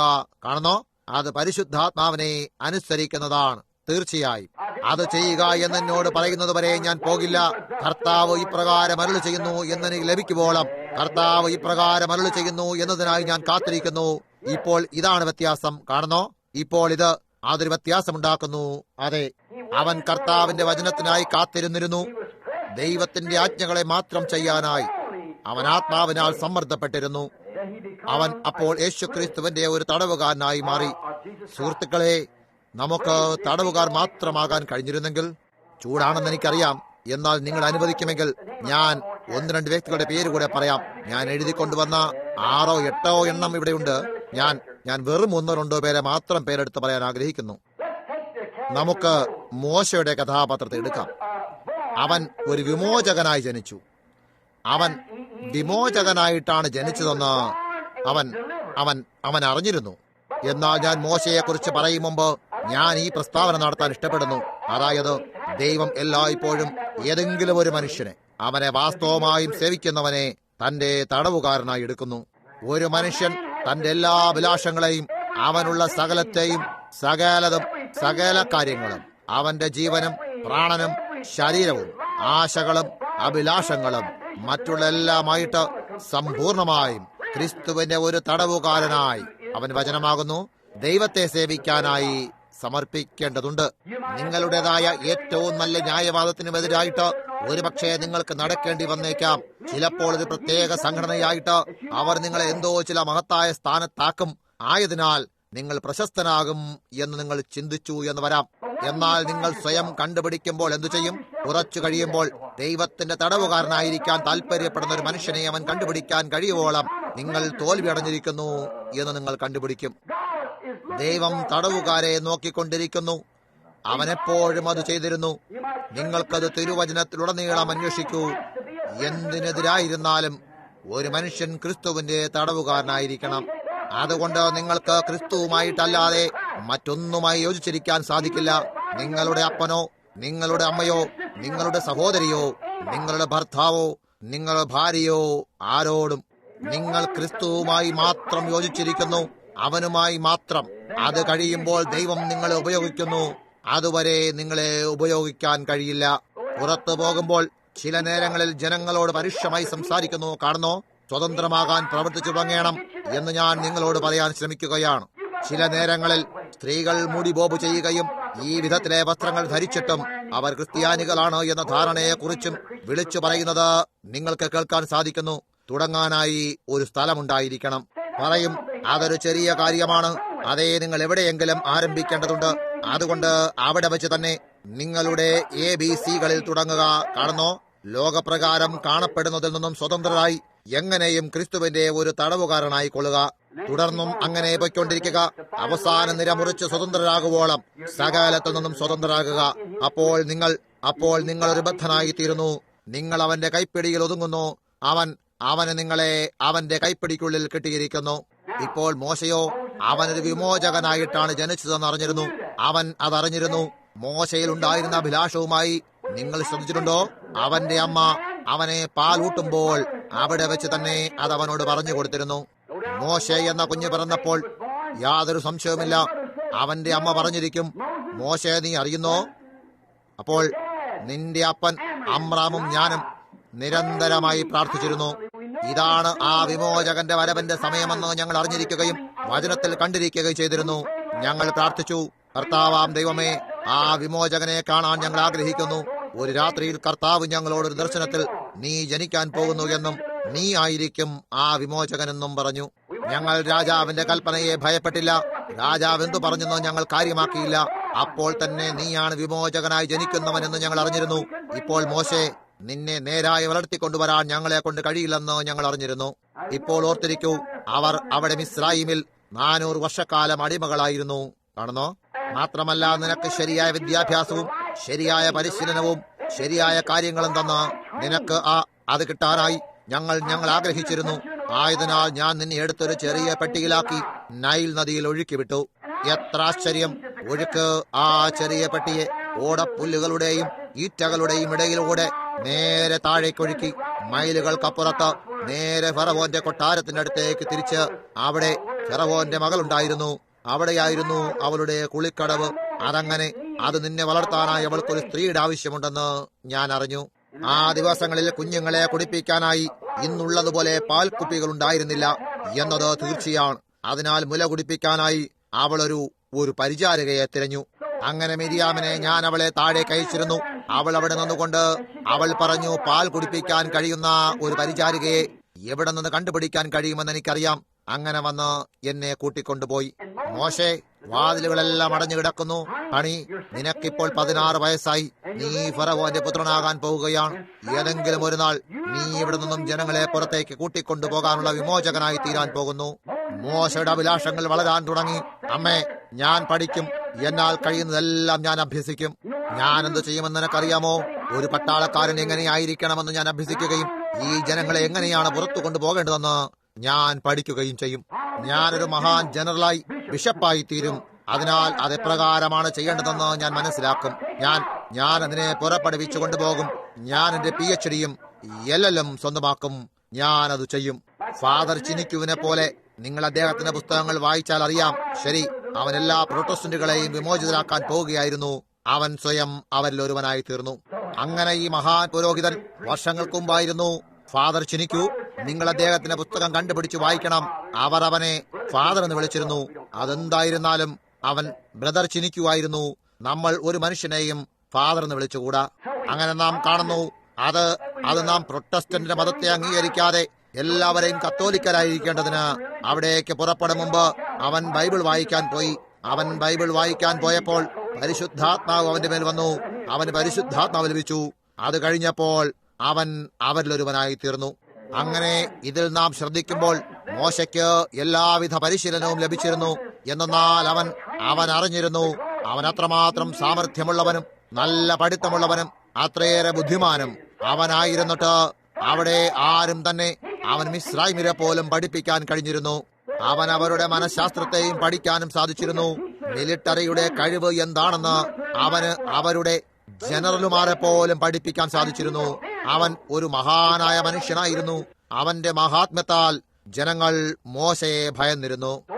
അത്തരത്തിലെ ഒരു സ്കോളർഷിപ്പ് അവൻ ഒരു ആർച്ച് ബിഷപ്പ് ആയിരിക്കുകയോ ഒരുപക്ഷെ ഒരു പോപ്പിനെ പോലെയോ ആയിരുന്നു. അവൻ ഒരു മഹാനായ വ്യക്തിയായിരുന്നു. അത് മാത്രമല്ല, അവൻ ഒരു ശക്തനായ മനുഷ്യനുമായിരുന്നു. അത് ചെയ്യാനായിട്ടാണ് അവൻ ജനിച്ചിരിക്കുന്നതെന്ന് അറിഞ്ഞിരിക്കുകയും അത് ചെയ്യുന്നതിനായി മഹത്തായ അഭിലാഷത്താൽ പരിശീലനം ലഭിച്ചിരിക്കുകയും ചെയ്തിരുന്നു. ഇന്നായിരിക്കുന്നത് പോലെ ഈ സ്കൂളുകളിൽ പരിശീലിപ്പിക്കുന്നതിനെ ഞാൻ ആ മനുഷ്യരെ പറയില്ല, ഞാനത് പറയില്ല. ഇപ്പോൾ അവരിവിടെ പടിഞ്ഞാറ് അവർ $150 ദശലക്ഷം ഒരു മതതത്വ വേദശാസ്ത്രത്തിന് സ്കൂൾ പണിയാൻ പോകുന്നത് പോലെ നോക്കൂ. പെന്തക്കോസ്തുകളാണ് ഒരു $150 ദശലക്ഷം സ്കൂൾ. എന്നെ സംബന്ധിച്ചിടത്തോളം അത് സുവിശേഷത്തിന്റെ വയലിലെ മിഷണറിമാരായിരിക്കണം. കാണുന്നോ മനസ്സിലായോ? എന്നാൽ എന്തായാലും അവർ അവിടെ നിന്നും പുറത്തു വരുമ്പോൾ എന്താണ് ചെയ്യാൻ പോകുന്നത്? അവരെന്താണ്? ഒരു കൂട്ടം മൃക്കികൾ. കൃത്യമായും ശരി തന്നെ. അത് കഴിഞ്ഞ് അങ്ങനെ അവർ കടന്നു വരാൻ പോകുന്നു. അത് എപ്പോഴും ഉണ്ടായിട്ട് മറ്റുള്ളവരും അതേ നിലയിൽ തന്നെയാകുന്നു. കാണുന്നോ? ഇപ്പോൾ നാം കണ്ടത് അത് ഇന്നുള്ള എല്ലാ പരിശീലനങ്ങളാലും വലിയ ബിഷപ്പുമാരെയും മറ്റും ഉണ്ടാക്കുന്നത് പോലെ ആയിരുന്നു. മോശയ്ക്ക് അന്ന് തന്റെ സകല പരിശീലനം ലഭിച്ചിരുന്നത്. ആ മഹത്തായ വലിയ അഭിലാഷത്താൽ നാം എന്താണ് ചെയ്യാൻ പോകുന്നത്? നമ്മുടെ അഭിലാഷങ്ങളും മോശയ്ക്കുണ്ടായിരുന്നത് പോലെയുള്ളവയാകുന്നു. കാണുന്നോ? ദൈവത്തിന് തന്റെ കൈകളിൽ ആ മനുഷ്യനെ കിട്ടുന്നതിന് മുമ്പ് അവന്റെ അഭിലാഷങ്ങളിൽ നിന്നും അവനെ കീറിയെടുക്കേണ്ടതിന് അവന്റെ സകല പരിശീലനങ്ങളിൽ നിന്നും അവനെ ഇല്ലാതാക്കേണ്ടതായിട്ടുണ്ട്. അവൻ പുറത്തേക്ക് പോയി അവൻ വിമോചിപ്പിച്ചു. അവനൊരു മിസ്രൈമിനെ കൊന്നു. അവനത് ചെയ്തപ്പോൾ അവൻ തെറ്റിന്റെ വശത്തായിരുന്നു എന്നവൻ കണ്ടുപിടിച്ചു. അവൻ ചെയ്യാൻ പാടില്ലായിരുന്നു. അത് ആ വിധത്തിലല്ലായിരുന്നു. ദൈവത്തിന് അവനെ വനാന്തരത്തിലേക്ക്, ഒരു മരുഭൂമിക്കുള്ളിലേക്ക്, ഒരു ആളില്ലാത്ത സ്ഥലത്തേക്ക് കൂട്ടിക്കൊണ്ടുപോകണമായിരുന്നു. തന്റെ പക്കൽ അവർക്കായി ഒരു സന്ദേശമുള്ളതിനെ ഈ വ്യക്തികളെ എങ്ങനെയാണ് ഒരു അസാധാരണമായ വിധം ദൈവം എടുക്കുന്നതെന്ന് നിങ്ങൾ ശ്രദ്ധിക്കൂ. അവൻ അവരെ ഒരു മരുഭൂമിയിലേക്ക് കൂട്ടിക്കൊണ്ടുപോകുന്നു. അവൻ പൗലോസിനെ ഈ മഹത്തായ ദർശനമെല്ലാം എന്തായിരുന്നു എന്നറിയിക്കാൻ, അവനെ പരിശീലിപ്പിക്കാനായി അവനെ മരുഭൂമിയിലേക്ക് എടുത്തുകൊണ്ടുപോയി. ഇന്ന പ്രത്യേക മരുഭൂമിയിലേക്ക് പോകുക. അപ്പോൾ ദൈവം അവനോട് പൂർണ്ണമായും എന്തു ചെയ്യണമെന്ന് അറിയിക്കുകയും വരെ അവൻ അവിടെ തന്നെ താമസിച്ചു. മോശയുടെ സമയത്ത് അവനെ മരുഭൂമിയിലേക്ക് എടുത്തുകൊണ്ടുപോയി 40 വർഷക്കാലം അവിടെ സൂക്ഷിക്കുകയും അവന്റെ എല്ലാ മതതത്വ വേദശാസ്ത്രത്തെയും അവന്റെ സകല അഭിലാഷങ്ങളെയും അവനിൽ നിന്നും കെട്ടഴിച്ചു കളഞ്ഞു. അവന് തിരികെ നോക്കി അവന്റെ തോൽവികളെ കാണാനുള്ള എന്തൊരു സമയമായിരുന്നു അത്. ഇന്ന് രാത്രിയിലും നമ്മുടെ അഭിലാഷങ്ങളെ കാണുമ്പോൾ നാമും അതേ കാര്യം തന്നെ എങ്ങനെയും ചെയ്തിരിക്കണം. രോഗസൗഖ്യത്തിന്റെ യോഗത്തിലേക്ക് നോക്കുവിൻ. കുറച്ചു വർഷങ്ങൾക്ക് മുമ്പ് കർത്താവ് എന്തെങ്കിലും ചെയ്തിരിക്കുകയും രോഗികളെ സൗഖ്യമാക്കുന്നതും മറ്റും ചെയ്ത് യഥാസ്ഥാനപ്പെടുത്തി തുടങ്ങിയതായി നാം കാണുന്നു. എല്ലാവരും ഓരോ സംഘടനയും അതവരുടെ സംഘടന നിന്നും വരാത്ത കാരണത്താൽ അവർക്കൊരു സുഖപ്പെടുത്തുന്നവനെ എടുക്കാൻ തുടങ്ങുന്നു. അതിനാൽ നാം ചെയ്തതെന്താണ്? ഒരു നിമിഷം നമുക്കതിലേക്ക് നോക്കാം. മോശ ചെയ്ത അതേ കാര്യം തന്നെ നമ്മളും ചെയ്തു. ഏതെങ്കിലും വിധത്തിലെ അത്ഭുതാശ്ചര്യം ചെയ്യാനായി, വളരെ കഠിന പ്രയത്നത്താൽ ഉൽപ്പാദിപ്പിക്കാനായി നാം പുറപ്പെട്ടു പോയി. ഞാനൊരു രോഗം പൂടം വെച്ചറിഞ്ഞു. എന്റെ കയ്യിൽ രക്തം വന്നു. അങ്ങനെ ഒരു അത്ഭുതാശ്ചര്യത്തെ ഉൽപ്പാദിപ്പിക്കുന്നു. കാണുന്നോ? നമുക്കെന്താണ് കിട്ടിയത്? ചില മനുഷ്യരിൽ ചിലർ അത്തരത്തിലെ ഒരു കഠിന പ്രയത്നങ്ങളിലായിട്ട് അത് പൊട്ടിത്തെറിക്കുകയും അവർ സ്ഥിരം മദ്യപിക്കുന്നവരും ഞരമ്പ് രോഗികളുമായി അവരുടെ മനസ്സിലും പിടിച്ചിരിക്കുന്നു. അവർ നേരെ തിരികെ വന്നിടത്തേക്ക് തന്നെ പോയി പെന്തക്കോസ്തിന്റെ ഉദ്ദേശം പോലെ അങ്ങനെയുള്ള സംഘടനകളും മറ്റും ഉണ്ടാക്കുന്നു. കാണുന്നോ? നാം എന്താണ് ചെയ്തിരിക്കുന്നത്? ഒരു മിസ്രയീമിനെ കൊന്നതുപോലെയാകുന്നു. അത് ശരിയാകുന്നു.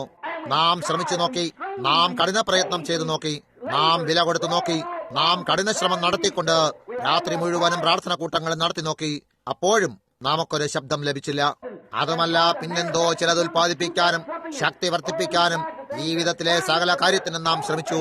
അതെല്ലാം സമ്പൂർണ്ണ പരാജയമായിരുന്നു എന്ന് നാം കണ്ടുപിടിച്ചു. നമുക്ക് വനാന്തരത്തിലേക്കുള്ള ഒരു തിരികെപ്പോക്ക് ആവശ്യമായിരിക്കുന്നു. ശരിയാണ്. അതെ ശ്രീമാൻ.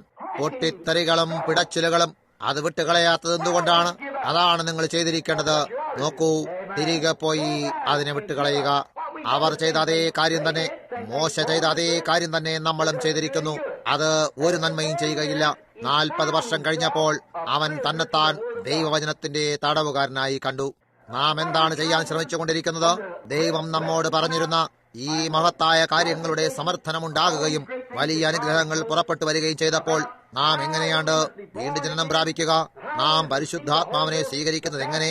യേശു ക്രിസ്തുവിന്റെ നാമത്തിലെ സ്നാനം, ഇവിടെയുള്ള മറ്റെല്ലാ കാര്യങ്ങളും. ജനങ്ങളെ നിങ്ങൾ നോക്കൂ, ആ വചനത്തിൽ തന്നെ അതിനോട് കടിഞ്ഞാനിട്ടുകൊണ്ട് തുടരുന്നതിന് പകരം അവരെന്താണ് ചെയ്യുന്നത്? ആദ്യം തന്നെ തോൽവിയടഞ്ഞ അവരുടേതായ വിഭാഗീയ സഭാ മതതത്വശാസ്ത്രവുമായി അവർ തുടങ്ങിയിരിക്കുന്നു. അത് സത്യമാണെന്ന് തോന്നിക്കുന്ന വിധത്തിലെ എന്തോ ചിലതിനെ ഉൽപ്പാദിപ്പിക്കാൻ ശ്രമിക്കുന്നു. ഞാൻ ഇവിടെ വെച്ച് തന്നെ നിർത്തുന്നത് നല്ലതാണ്. കാണുന്നോ, ഞാൻ എന്താണ് അർത്ഥമാക്കുന്നത് എന്ന് മനസ്സിലാക്കാൻ നിങ്ങൾക്ക് അത്രയേറെ ബുദ്ധിയുണ്ടെന്ന് ഞാൻ അറിയുന്നു. കാണുന്നോ? എന്നാൽ അത് എന്തു ചെയ്തു നോക്കൂ, അതിനെക്കുറിച്ച് ചിന്തിച്ചു നോക്കൂ. ഇന്നു രാത്രിയിൽ നമുക്ക് എന്താണ് കിട്ടിയിരിക്കുന്നത്? ദൈവത്തിന്റെ വചനത്തെ നിഷേധിക്കുന്നവർ, പരിശുദ്ധാത്മാവിനുള്ള ജീവിതത്തെ അതൊരു മാനസിക പരഹൃദയ ജ്ഞാനമെന്ന് വിളിക്കുന്നവർ, അത്തരത്തിലുള്ളതിനെ തങ്ങളുടെ സഭകളിലേക്ക് അടക്കാൻ സമ്മതിക്കാത്തവർ, ഒരു രാജ്യം നിറയെ സംഘടന ഉൾപ്പെട്ട ജനങ്ങൾ, സർപ്പത്തിന്റെ സന്തതിയെക്കുറിച്ചോ നിത്യസുരക്ഷയെയോ വചനമാണെന്ന് പരിശുദ്ധാത്മ വെളിപ്പെടുത്തി തെളിയിച്ചിട്ടുള്ള ഒരു കാര്യമോ അവർ നിങ്ങളെ ഒരു വാക്കുപോലും ഉച്ചരിക്കാൻ അനുവദിക്കുകയില്ല. ഞാൻ പറയുന്നത് തെറ്റാണെന്ന് കടന്നുവന്ന് തെളിയിക്കാൻ ഞാൻ അവരെ തുടർച്ചയായി വെല്ലുവിളിച്ചുകൊണ്ടിരിക്കുന്നു. അവർക്ക് കിട്ടിയിരിക്കുന്നത് എന്താണ്? ലൂഥറനും മറ്റുള്ളവർക്കും കിട്ടിയ അതേ കാര്യം തന്നെ. നോക്കൂ, ഒരു മിസ്രയീമിനെ കൊന്നു. എന്താണ്? തികച്ചും അതെന്തായിരുന്നു? ഒരുപക്ഷെ അവൻ മിസ്രയീമിനെ തുടങ്ങാൻ അനുവദിച്ചിട്ട് മോഷണം നിർത്തുകയോ തന്റെ ഭാര്യയോട് ഒരുപക്ഷെ വാസ്തവമായും ജീവിക്കാൻ തുടങ്ങിയെന്നും വരാം. എന്നാൽ അതിൽ നിന്നും നിങ്ങൾ അവനെ എന്താക്കുന്നു? ഒരു സഭയുടെ അംഗം വന്ന് ഞങ്ങളുടെ കൂട്ടത്തിൽ ചേരുക. കാണുന്നോ? ആ നാറ്റം പിടിച്ച മനുഷ്യന് 40 വർഷത്തെ പരിശീലനത്താൽ തന്റെ സബലതയെ ഒരേ ഒരു കാര്യത്തിലേക്ക് ചൂണ്ടിക്കാണിക്കാൻ സാധിച്ചുള്ളൂ. ഒരു നാറ്റം വെച്ച മിസ്രയീമൻ അവിടെ മരിച്ചഴുകി കിടക്കുന്നു. ഏകദേശം അതേ വിധത്തിൽ തന്നെ ഇന്നു രാത്രിയിലുമാകുന്നു. നമുക്ക് ചൂണ്ടിക്കാണിക്കാൻ കഴിയുന്ന ഒരേ ഒരു കാര്യമെന്നത് ഇപ്പോൾ കഴിഞ്ഞ ഈ ഉണർവ് യോഗം അങ്ങനെ വിളിക്കാം. നാറ്റം പിടിച്ച ഒരു കൂട്ടം സഭാംഗങ്ങൾ ആഫ്രിക്കയിലെ ഒരു വർഗത്തിലെ ഗിരിവർഗക്കാർക്ക് പേർഷ്യൻ നൃത്തത്തെക്കുറിച്ച് അറിവില്ലാത്തതുപോലെയാണ്. അത് ശരി തന്നെ. അത് ദൈവവചനത്തെക്കുറിച്ച് അവരോട് പറയൂ. അവർ പറയും, ഞാനത് വിശ്വസിക്കുന്നില്ല. പറയും, നിങ്ങൾ എന്താണ് പറയുന്നതെന്ന് ഞാൻ കാര്യമാക്കുന്നില്ല, ഞാനത് വിശ്വസിക്കുന്നില്ല. കാണുന്നോ? നമുക്കുണ്ടായിരുന്ന ഈ സകല ഞെരുക്കങ്ങളെയും പിരിമുറുക്കങ്ങളെയും തിരികെ ചൂണ്ടിക്കാണിച്ചുകൊണ്ട് സംസാരിക്കുന്നത് തീരെ മോശമായ ഒരു കാര്യമാകുന്നു. ചിലപ്പോൾ നമുക്കൊരു വലിയ സ്കൂളിലേക്ക് ചൂണ്ടിക്കാണിക്കാൻ കഴിഞ്ഞേക്കാം, എന്നാൽ അത് ചത്തിരിക്കുന്നു. നമുക്കൊരു സംഘടനയെ ചൂണ്ടിക്കാണിക്കാനായെന്ന് വരാം, എന്നാൽ അത് മരിച്ചിരിക്കുന്നു. അത് നാറ്റം വെച്ചിരിക്കുന്നു. നാം അതാദ്യം വിട്ട് പുറത്തേക്ക് വന്നതുപോലെയായിരിക്കുന്നു. നാം തിരികെ പോയാൽ ഒരു പന്നി അതിന്റെ ചെളിക്കുണ്ടിലേക്കും നായ അതിന്റെ ഛർദിയിലേക്കും തിരിയും പോലെയാകുന്നു ഒരു മരിച്ച മിസ്രയീമ്യൻ. ആരെങ്കിലും ചോദിച്ചിരിക്കാം എന്നതിൽ യാതൊരു സംശയവുമില്ല. മോശെ, അതെ, നിനക്ക് ജനങ്ങളെ കുറിച്ചുള്ള വിചാരങ്ങൾ നഷ്ടമായോ? നീ ഇത് ചെയ്യാനായിട്ടാണ് വിളിക്കപ്പെട്ടിരിക്കുന്നത്. മോശയെ അറിയുന്ന ഒരാൾ അവൻ അതിനായി വിളിച്ചിരിക്കുന്നവനാണെന്ന് അറിഞ്ഞിരുന്ന ആൾ ചെയ്യുന്നില്ല. നിനക്ക് ജനങ്ങളെ കുറിച്ചുള്ള വിചാരങ്ങളെല്ലാം നഷ്ടപ്പെട്ടോ? ഇല്ല സാർ. അതെ, ഇത് ചെയ്യാൻ നീ അവിടേക്ക് പുറപ്പെട്ടു പോകാത്തത് എന്താണ്? നീ ഇത് ചെയ്തുകൊണ്ട് ശ്രമിച്ചു നോക്കാൻ പോകാത്തത് എന്താണ്? നീ മറ്റുള്ള എല്ലാവരോടും കൂടെ പോകാത്തത് എന്താണ്? മോശയ്ക്ക് ആ കത്തുന്ന മുൾപടർപ്പന്റെ പ്രവൃത്തി പരിചയം അവന് കിട്ടുവോളം അത് വചനത്തെ വിളിച്ചറിയിച്ചു. അവിടെ തന്നെ കടിഞ്ഞാനിട്ട് കെട്ടപ്പെട്ടവനായിരുന്നു. അബ്രഹാമിന്റെ, ഇസഹാക്കിന്റെ, യാക്കോബിന്റെ ദൈവം ഞാനാകുന്നു. ഞാൻ എന്റെ വാഗ്ദാനം ഓർക്കുന്നു. അവരെ വിടുവിക്കാൻ ഞാൻ ഇറങ്ങി വന്നിരിക്കുന്നു.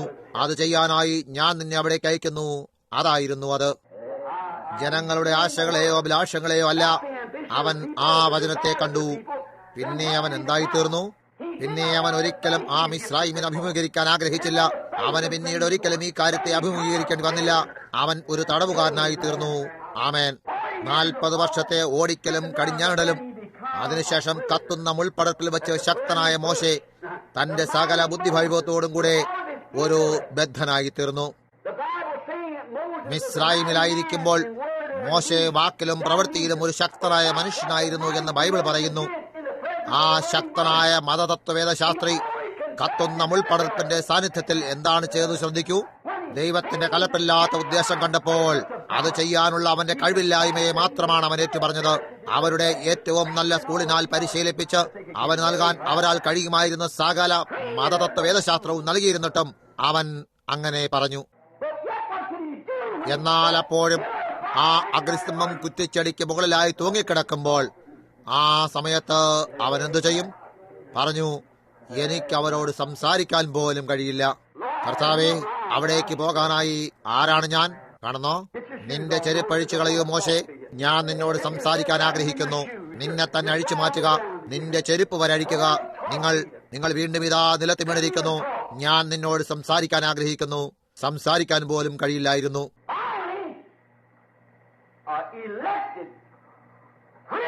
അവസാനം പൗലോസിനെ തിരഞ്ഞെടുത്ത അതേ വിധത്തിൽ തന്നെ ഒരു തിരഞ്ഞെടുക്കപ്പെട്ട ബദ്ധനായി, ഒരു തിരഞ്ഞെടുത്ത പ്രവാചകനായി തീർന്നു. മോശയോ വിമോചകനായി തിരഞ്ഞെടുക്കപ്പെട്ടു. അത് കഴിഞ്ഞ അവസാനം ദൈവത്തിനുണ്ടായിരുന്ന തിരഞ്ഞെടുക്കപ്പെട്ട പ്രജകളെ അവന്റെ ബദ്ധന്മാരാക്കി മാറ്റി. ഓ ഹല്ലേലൂയ! ദൈവത്തിന്റെ വചനം നീങ്ങിയാലേ അവന് യാത്ര ചെയ്യാൻ സാധിക്കൂ. എന്നെ അയച്ചത് ആരാണെന്ന് ഞാൻ എന്താണ് പറയേണ്ടത്? ഞാനാകുന്നവൻ. എങ്ങനെ ഞാൻ ചെയ്യും? ഞാൻ നിന്നോടൊപ്പം ഉണ്ടാകും. അതേ കർത്താവേ, നീ പറഞ്ഞതുപോലെ തന്നെ ഇതാ ഞാൻ ഇവിടെയാകുന്നു. ഓ അതാണ് അവൻ ഒരു ബദ്ധനായിരുന്നു. അവന്റെ ഏറ്റവും നല്ല ചിന്തയ്ക്ക് വിപരീതമായി അവൻ പോകുന്നു. ഇപ്പോൾ അവൻ ഒരു പട്ടാളത്തോട് കൽപ്പിക്കാനായി പരിശീലിക്കപ്പെട്ടിരുന്നു. വാളുകൾ മുകളിലേക്ക് മുഖത്തോട് ചേർത്ത് രഥങ്ങളെല്ലാം നിരയായി കുന്തങ്ങൾ മുന്നോട്ട് കുത്തുക. അവൻ ഏറ്റെടുക്കാൻ പോയിരുന്നത് അങ്ങനെയായിരുന്നു. അതായിരുന്നു അവൻ ലഭിച്ച പരിശീലനം. അവൻ ചോദിച്ചു, ഞാൻ എന്താണ് ഉപയോഗിക്കാൻ പോകുന്നത്? പറഞ്ഞു, നിന്റെ കയ്യിൽ എന്താണ് ഇരിക്കുന്നത്? ഒരു വടി. മനുഷ്യ മനസ്സിന് വിഡ്ഢിത്തമായ തരത്തിൽ ദൈവം ചില നേരങ്ങളിൽ കാര്യങ്ങളെ ചെയ്യുന്നു. കാണുന്നോ, അവന്റെ കയ്യിൽ ഒരു വടി കിട്ടിയിരുന്നു. ഞാൻ കിടന്നിരുന്ന താടിരോമം, 80 വയസ്സ് പ്രായം. അവന്റെ ഭാര്യ ഒരു കോവർ കഴുതപ്പുറത്ത് അരയിൽ അവളുടെ കുഞ്ഞിരിക്കുന്നു. ശക്തിയില്ലാതെ ഞാൻ കിടന്നിരുന്ന ബലഹീനമായ കൈകളിൽ ചെറിയൊരു വടി. തന്റെ തലയെ അല്പമൊന്ന് മേൽപോട്ടുയർത്തി. കാരണം അവന് കർത്താവ് ഇപ്രകാരം അരുളി ചെയ്യുന്നു എന്നുണ്ടായിരുന്നു. എന്താണ്? അവൻ അവസാന നങ്കൂരമിട്ട് കഴിഞ്ഞിരുന്നു. അവനൊരു ബദ്ധനായിരുന്നു. വചനം എന്നെ ചലിപ്പിച്ചാലേ ഞാൻ ചലിക്കുകയുള്ളൂ. വചനം എന്തു പറയുന്നുവോ അത് മാത്രമേ ഞാൻ പറയുകയുള്ളൂ. നീ എവിടേക്കാണ് പോകുന്നത്? എനിക്കൊരു ദൗത്യം ലഭിച്ചിരിക്കുന്നു. ഫറവോന്റെ മുന്നിന്നുകൊണ്ട് ഈ വടിയാൽ അവനെ കാണിക്കുക. അതിനായി ദൈവം എന്നെ അയച്ചിരിക്കുന്നു. ആമേൻ. അതിനുശേഷം നീ എന്താണ് ചെയ്യാൻ പോകുന്നത്? ഞാൻ ഈ കാര്യം ചെയ്തു കഴിയുമ്പോൾ അവൻ അടുത്ത കാര്യത്തിന്റെ ഏർപ്പാട് ചെയ്യും. അവിടെയാണ് നിങ്ങൾ. ഇന്ന് രാത്രിയിൽ ആ ആദ്യ പടി നിങ്ങൾക്ക് ചെയ്യാനുള്ള ഏക കാര്യമേ ഉള്ളൂ. സമർപ്പിക്കുക. ഒരു ബദ്ധനായി തീരുക. നിങ്ങളെക്കുറിച്ചോ മറ്റെന്തിനെ പറ്റിയോ ഒന്നും തന്നെ ചിന്തിക്കരുത്. ഒരു തടവുകാരനായി തീരുക. മോശെ ഒരു തടവുകാരനായി തീർന്നു. സംസാരിക്കാൻ കഴിയില്ലെന്നും അവൻ ഏറ്റുപറഞ്ഞു കഴിഞ്ഞിരുന്നു.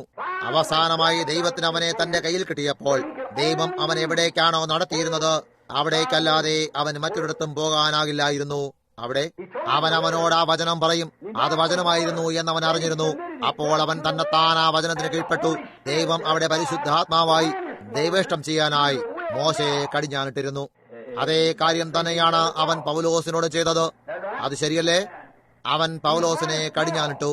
ചെറിയ വളഞ്ഞ മൂക്കുള്ള രൂക്ഷ പരിഹാസാത്മക യഹൂദൻ PhD കൊണ്ടും LLD കൊണ്ടും അവന്റെ ശരീരം മുഴുവനും എഴുതിയിരുന്നു. എന്നാൽ അവൻ പറഞ്ഞു, വചനത്തിനായി അവൻ എന്തെല്ലാം കഷ്ടം സഹിക്കാൻ പോകുന്നു എന്നു ഞാൻ അവനെ കാണിക്കുന്നു. കാണുന്നോ?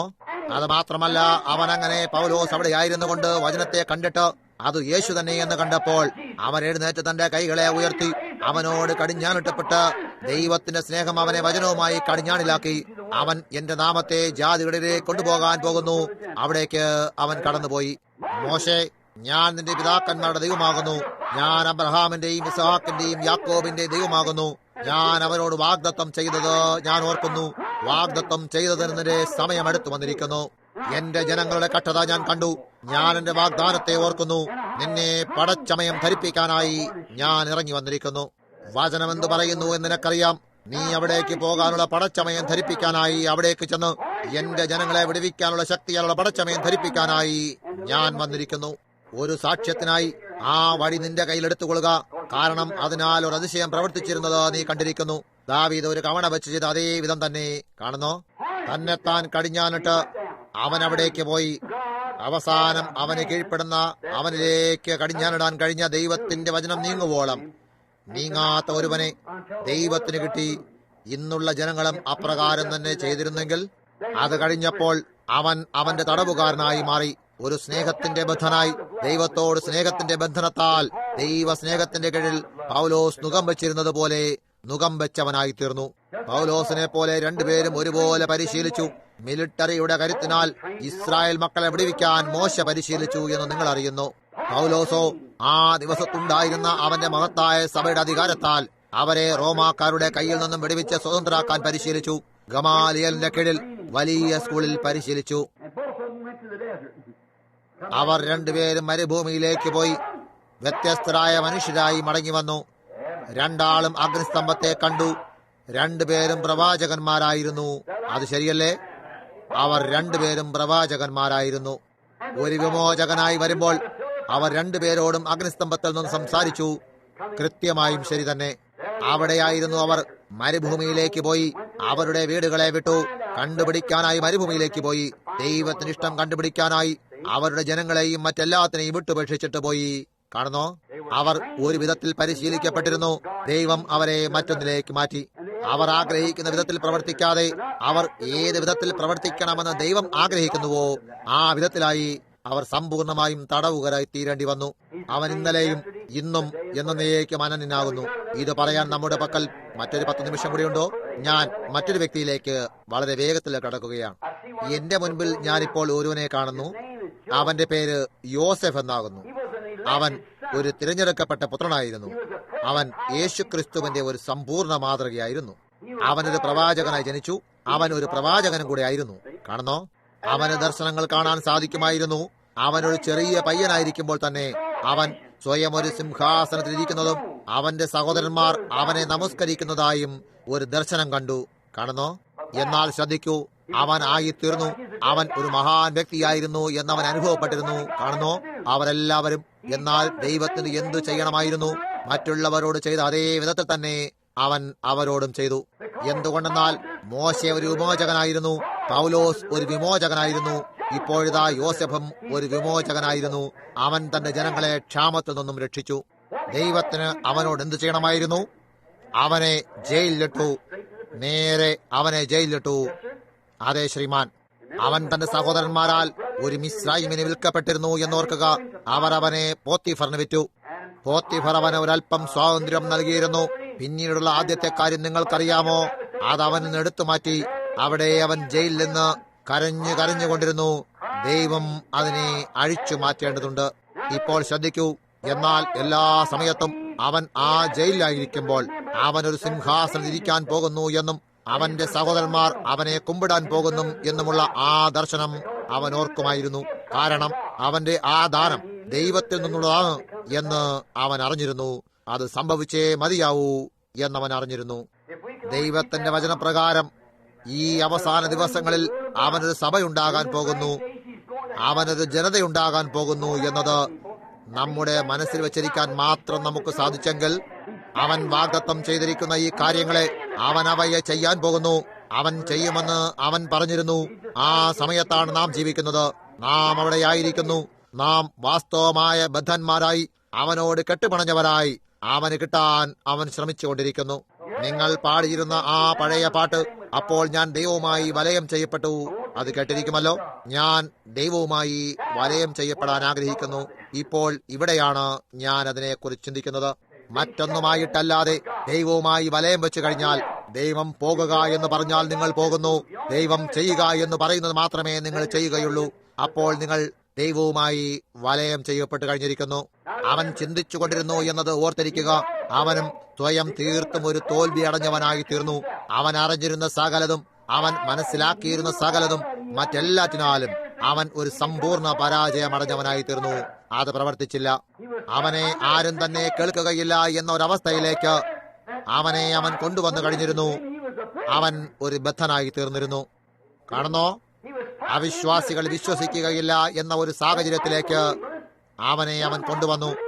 ഞാൻ എന്താണ് അർത്ഥമാക്കുന്നതെന്ന് നിങ്ങൾ കാണാനാകുന്നോ? അവന്റെ മിനിസ്ട്രി പ്രയോജനമില്ലാത്തതായിരുന്നു. ജനങ്ങളെ അവരുടെ തല തിരിച്ചു കളഞ്ഞു. അവൻ ജയിലിൽ ആയിരിക്കുന്നതിനാൽ അവർ ഒരു ശ്രദ്ധയും അവന് കൊടുക്കാതെയായി. അവന്റെ മിനിസ്ട്രിക്ക് എന്ത് നന്മ ചെയ്യാൻ സാധിക്കും? അവൻ ജയിലഴികളിലേക്ക് തിരിഞ്ഞു നിന്നുകൊണ്ട് അവിടെ തെരുവിലൂടെ നടന്നു പോകുന്നവരോടും അവയോടും അവൻ പ്രസംഗിക്കേണ്ടി വന്നിരുന്നു. കാണുന്നോ? എന്നാൽ അവനൊരു തടവുകാരനായി തീർന്നു. ആ വീലുകളെല്ലാം നേരെ ഉരുണ്ടു തുടങ്ങുവോളം അവനെ ഒരു തടവുകാരനായി ദൈവം സൂക്ഷിച്ചു. പറഞ്ഞു, ഇവിടെ ഇതാ എന്റെ മനുഷ്യൻ. മഹത്വം, സമ്പൂർണമായ തോൽവി.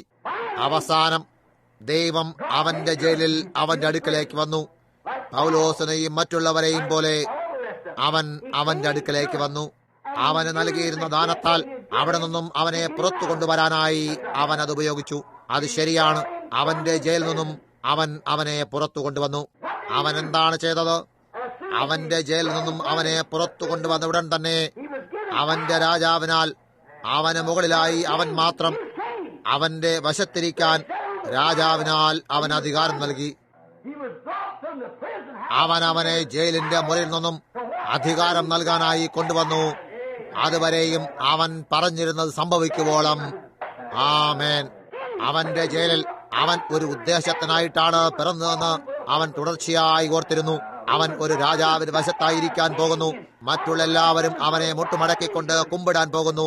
അവന്റെ ദർശനം അവനോട് അങ്ങനെ പറഞ്ഞിരുന്നു. ആമേൻ. എന്നാൽ അവന്റെ ദർശനം സമ്പൂർണമായും നിറവേറുവോളം അവനൊരു ബദ്ധനായിരിക്കേണ്ടി വന്നു. ആമേൻ. അതിനുശേഷം അവനൊരു ഭരണകർത്താവായി തീർന്നു.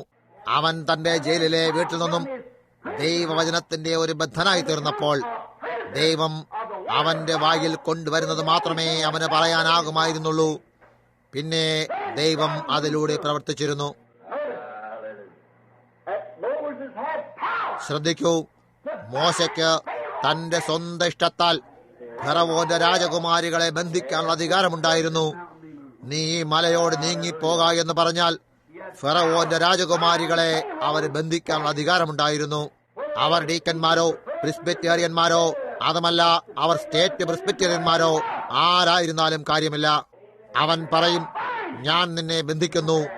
അവർ ബന്ധിക്കപ്പെടും. അതായിരുന്നു അത്. അവന് തന്റെ സ്വന്തം വചനത്താൽ അവന്റെ ഇഷ്ടപ്രകാരം അവന് ചെയ്യാനാകുമായിരുന്നു. ആമേൻ. ദൈവത്തിന് മഹത്വം. ഓ, എന്റെ വാക്കിനെ ഞാൻ കാക്കേണ്ടതിന് എനിക്ക് 3 മിനിറ്റുകൾ കൂടെ ബാക്കിയുണ്ട്. ലോകത്തിന്റെ ഒരു തടവുകാരനെന്നും അവൻ ദൈവത്തിന്റെ ഒരു തടവുകാരനായി തീർന്നു എന്നിപ്പോൾ നാം കണ്ടു കഴിഞ്ഞു. പൗലോസും അതേ വിധത്തിൽ തന്നെ, മോശയും അതേ വിധത്തിൽ തന്റെ സ്വന്തം വിചാരത്തിന്റെ തടവറയിൽ നിന്നും ദൈവത്തിന്റെ ബദ്ധനായി തീർന്നു. അവൻ പുറത്തേക്ക് വരുമ്പോൾ അവന്റെ പക്കൽ ദൈവത്തിന് ശക്തി ഉണ്ടായിരുന്നു. അവൻ പൗലോസായി മാറിയപ്പോൾ മോശയുടെ പഴയ ചിന്തകളെ അവൻ അതിനെ സമർപ്പിച്ച് അതിനെ അഴിച്ചു മാറ്റിയപ്പോൾ അവൻ ക്രിസ്തുവിന്റെ വചനത്തിന്റെ ഒരു ബദ്ധനായി തീർന്നു. എവിടേക്കാണോ നയിക്കുന്നത് അവിടേക്ക് മാത്രമേ. നിങ്ങൾ ചോദിക്കാം, ക്രിസ്തുവിന്റെയോ? മിസ്രയീമിലെ നിക്ഷേപങ്ങളെക്കാൾ അവൻ ക്രിസ്തുവിന് നിന്ന വലിയ ധനമെന്നെണ്ണി.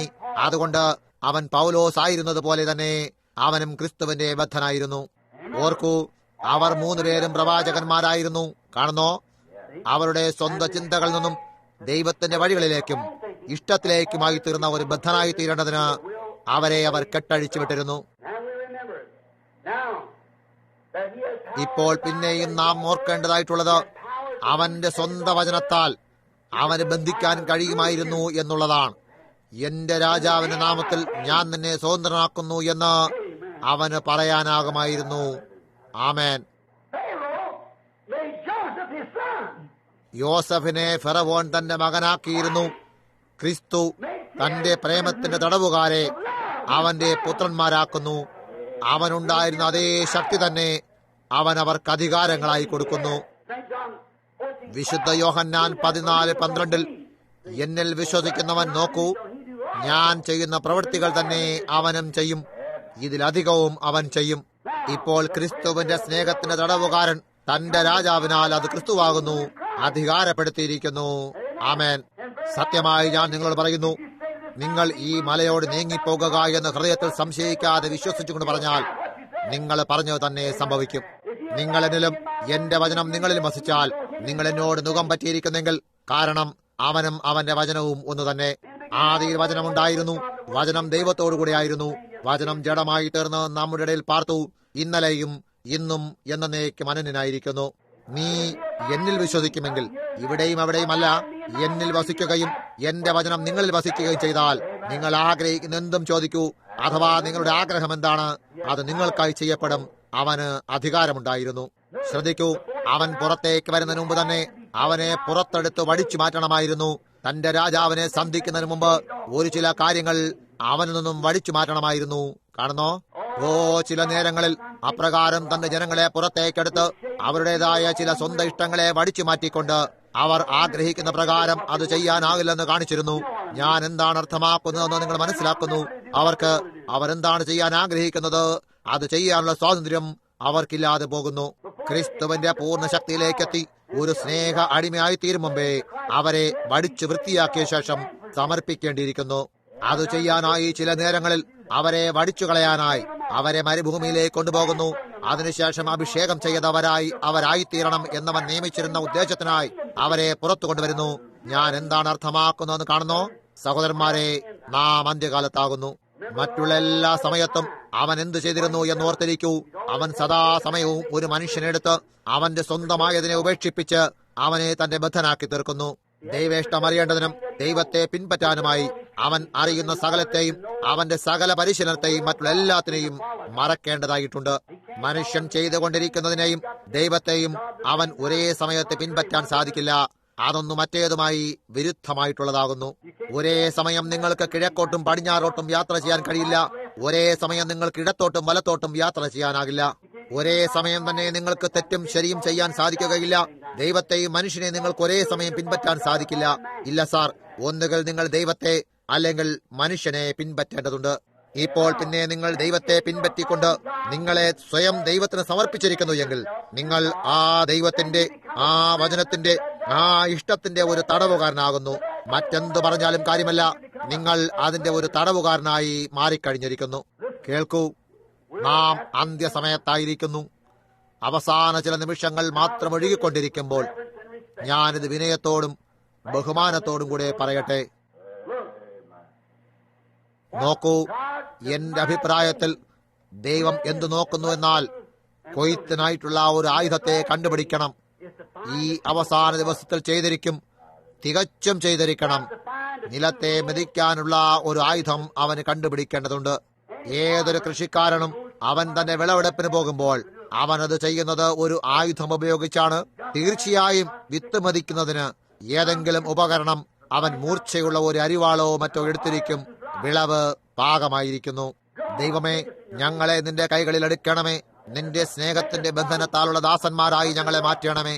യേശുക്രിസ്തു ഇന്നലെയും ഇന്നും എന്നേക്കും അനന്യനായിട്ടുള്ള ഈ പാപം നിറഞ്ഞ ശാപഗ്രസ്തമായ ഭൂമിയിൽ ഇന്ന് ഞങ്ങൾ ജീവിക്കുന്നു. ഞങ്ങളെ ഒരു ആയുധമായി ഉപയോഗിക്കണമേ. ദൈവമേ, എന്നെ സ്വയം ഒരു തടവുകാരനാക്കണമേ. എന്റെ എല്ലാ സഹോദരന്മാരും എന്നെ നിരസിച്ചാലും എന്റെ എല്ലാ സുഹൃത്തുക്കളും എന്നെ നിരസിച്ചു കളഞ്ഞാലും ഞാൻ യേശുക്രിസ്തുവിന്റെയും അവന്റെ വചനത്തിന്റെയും ഒരു ബദ്ധനായിരിക്കാൻ ആഗ്രഹിക്കുന്നു. അതിനാൽ അവന്റെ വചനത്തോട് പരിശുദ്ധാത്മാവിനാൽ കടിഞ്ഞാണപ്പെട്ട് അവൻ ചെയ്യുമെന്ന് പറയപ്പെട്ടിരുന്ന അതേ കാര്യങ്ങളെ ചെയ്തുകൊണ്ട് ദൈവവചനത്തെ പരിശുദ്ധാത്മാവ് തീർച്ചപ്പെടുത്തുന്നത് ഞാൻ കാണും. യേശുക്രിസ്തുവിന്റെ ഒരു ബദ്ധനായിരിക്കാൻ ഞാൻ ആഗ്രഹിക്കുന്നു. നമുക്ക് പ്രാർത്ഥിക്കാം. ആ അഭിലാഷമാണ് നമുക്കുള്ളതെങ്കിൽ നമ്മുടെ തലകൾ കുമ്പിട്ട് നിൽക്കുമ്പോൾ മറ്റെന്തെങ്കിലും ആയിത്തീരാമായിരുന്നു. നമ്മുടേതായ നാം ചിന്തിച്ചിരുന്ന എന്തെങ്കിലും ആയിത്തീരാമായിരുന്നു. നമുക്കതെല്ലാം വശത്തേക്കിടാൻ സാധിക്കുന്നില്ലെങ്കിലോ ഞാനതിൽ ആശ്ചര്യപ്പെടുന്നു. ഇന്നു രാത്രിയിൽ ഞാൻ വലുതാകുമ്പോൾ ഞാൻ ആയിത്തീരും, ഞാൻ ഇന്ന ആളായിത്തീരും എന്ന് പറയുന്ന ഒരു ചെറിയ ആൺകുട്ടിയെ നിങ്ങൾ ചുറ്റിനുമായി നോക്കിയാൽ കാണാൻ സാധിച്ചേക്കാം. നിങ്ങളുടെ ജീവിതത്തിൽ ദൈവേഷ്ടം ചെയ്യാനുള്ള തോന്നലുകൾ ഉണ്ടാകുന്നു എങ്കിലും ഇങ്ങനെ പറയും, ഇല്ല ഊഹ, ഞാൻ എന്റെ അഭിലാഷതകൾ ഇപ്പോൾ നഷ്ടമായിരിക്കുന്നു. കഴിഞ്ഞ കുറെ നാളുകളായി പരിശുദ്ധാത്മാവിനോട് സംസാരിക്കുകയായിരുന്നു. ഞാൻ സ്വയം ഈ അവസാന ദിവസത്തേക്ക് മെതിക്കാനുള്ള ഒരു ഉപകരണമായി ദൈവത്തിന് കീഴടങ്ങുവാൻ ആഗ്രഹിക്കുന്നു. ഏതെങ്കിലും ഒരു ചെറിയ പെൺകുട്ടി വളരെ നല്ല ഒരു മകളയുടെ സവിശേഷതയോടുകൂടിയതയോ അതല്ല ഒരു ചെറിയ സൗന്ദര്യവതിയായ ഭാര്യയോ അതുമല്ല, നിങ്ങളുടെ ജീവിതത്തെ ആരെങ്കിലും ഒരു ഹോളിവുഡുകാരി ആക്കി തീർത്തേക്കാം. ദൈവത്തിന്റെയും അവന്റെ വചനത്തിന്റെയും സാന്നിധ്യത്തിൽ നിങ്ങളുടെ അഭിലാഷങ്ങളെയും ഇച്ഛകളെയും നിങ്ങൾ അവന് സമർപ്പിക്കാൻ ഇഷ്ടപ്പെടുന്നില്ലെന്നും നിങ്ങളുടെ ജീവിതത്തിലെ ദൈവത്തിന്റെ വിളിയെ കേൾക്കുന്നില്ല എന്നും ഞാൻ ആശ്ചര്യപ്പെടുന്നു. നിങ്ങൾ എന്താണെന്ന് ദൈവം അറിയുന്നു. എവിടെയെങ്കിലും ഒരു സഭയിൽ ഒരു വേലക്കാരനായോ ഒരു ദാസനായോ ഒരു ധർമ്മോപദേശിയായോ അടച്ചിട്ടിരിക്കുന്ന ഒരാൾ ഇവിടെ ഉണ്ടായിരിക്കാം എന്ന് ഞാൻ വിചാരിക്കുന്നു. വല്ലപ്പോഴുമേ ഞാൻ ഇവിടേക്ക് വരാറുള്ളൂ. ഇന്ന് രാത്രി ഇവിടെ ഇരിക്കുന്നത് 1/3 ജനങ്ങളെയും എനിക്കറിയില്ല. എന്നാൽ ഞാൻ അതിവിടെ ഇരിക്കുന്ന വിരലിൽ എണ്ണാവുന്നവരാകുന്നു. അങ്ങനെ ഒരു വ്യക്തി ഉണ്ടായിരിക്കുകയും നിങ്ങൾ പറയാൻ ആഗ്രഹിക്കുകയും ചെയ്യുന്നു. ആരെന്ത് പറയുന്നു എന്ന് ഞാൻ കാര്യമാക്കുന്നില്ല. ഞാൻ ഇപ്പോൾ ദൈവത്തിന്റെ അടിമയാകുന്നു. ഞാൻ പരീക്ഷണമില്ലാതെ അവന്റെ വചനം പ്രസംഗിക്കാൻ പോകുന്നു. എന്റെ സംഘടന എന്നെ തള്ളിക്കറയുമോ ഇല്ലയോ എന്ന് ഞാൻ കാര്യമാക്കുന്നില്ല. ഞാൻ അപ്പോഴും വചനവുമായി തന്നെ ചേർന്ന് നിൽക്കാൻ പോകുന്നു. ഞാനത് ചെയ്യാൻ ഇഷ്ടപ്പെടുന്നു. ദൈവ ഇഷ്ടമാണ് എന്റെ ഇഷ്ടം. എന്റെ ഇഷ്ടം ദൈവത്തിന്റെ ഇഷ്ടം. ഞാൻ യേശുക്രിസ്തുവിന് ഒരു ബദ്ധനാകാൻ പോകുന്നു. അവന്റെ കൃപയാലും സഹായത്താലും ഞാനത് ചെയ്യും. നാം നമ്മുടെ തലകളെ കുമ്പിട്ട് നിൽക്കുമ്പോൾ അതിനെപ്പറ്റി ചിന്തിക്കൂ. ഇന്ന് രാത്രിയിൽ എത്ര പേർക്ക് അഭിലാഷമുണ്ട്? നിങ്ങളുടെ കൈ ഉയർത്തിക്കാട്ടുമോ? അത് എന്റേതും കൂടെയാണ്. ഞാൻ എന്റെ എല്ലാം സമർപ്പിക്കുന്നു. നിങ്ങൾ പ്രാർത്ഥിക്കുമ്പോൾ അതിനെക്കുറിച്ച് വീണ്ടും നിങ്ങൾ ചിന്തിച്ചുകൊണ്ടിരിക്കുമ്പോൾ ഇപ്പോൾ നമ്മുടെ തലകളെ കുമ്പിട്ടുകൊണ്ട് വളരെ സാവധാനതയിൽ ഞാനെല്ലാം സമർപ്പിക്കുന്നു, ഞാനെല്ലാം സമർപ്പിക്കുന്നു.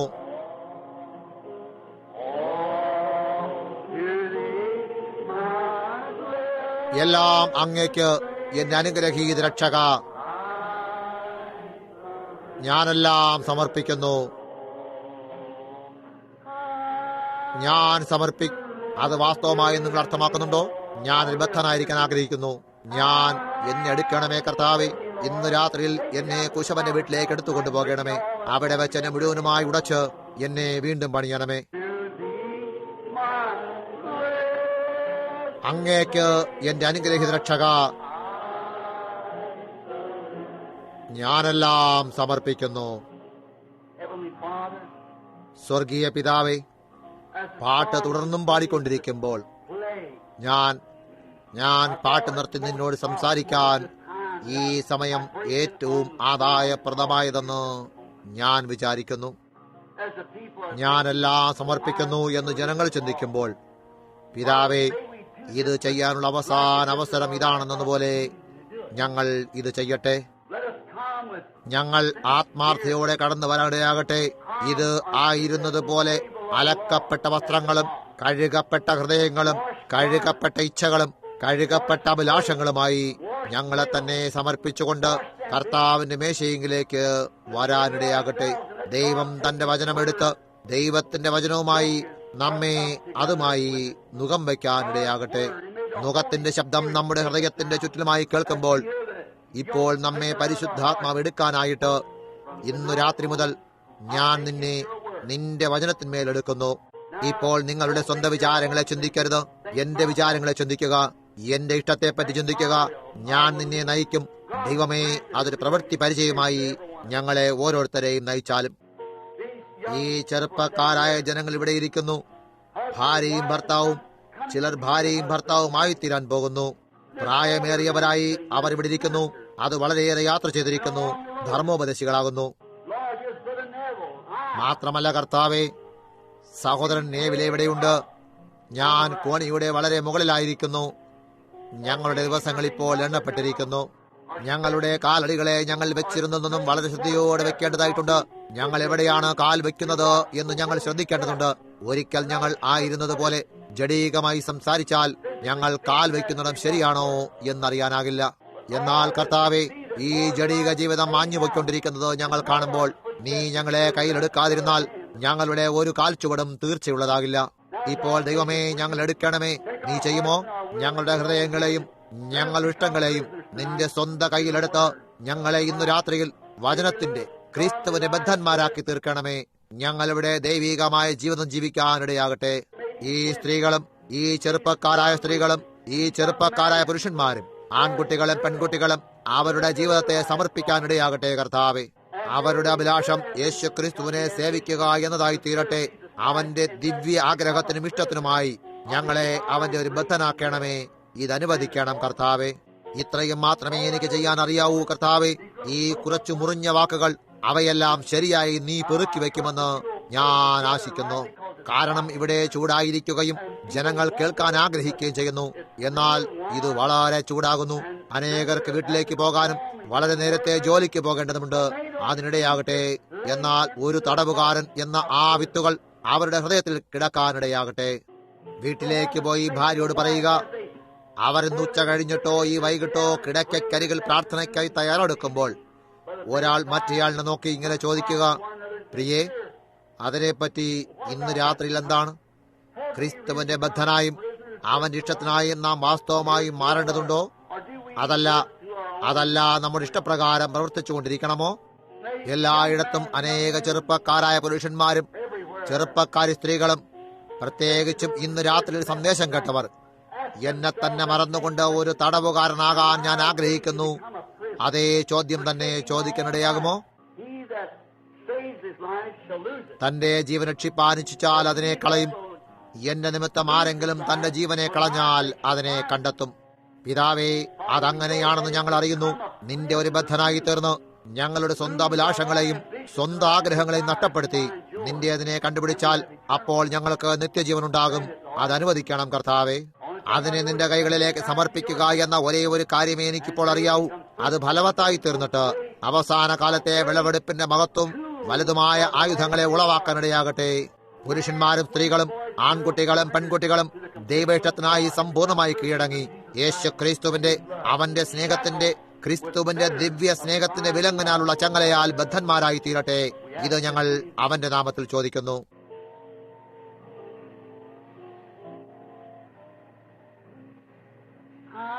ഞാനെല്ലാം സമർപ്പിക്കുന്നു.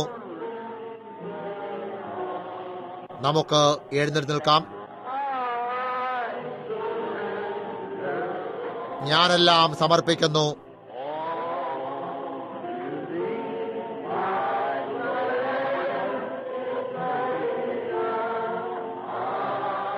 എല്ലാം അങ്ങേക്ക്. നമ്മുടെ കണ്ണുകളെ അടച്ചും നമ്മുടെ കൈകളെ ഉയർത്തിയും കൊണ്ട് നമുക്കത് ഒരിക്കൽ കൂടി പാടാം.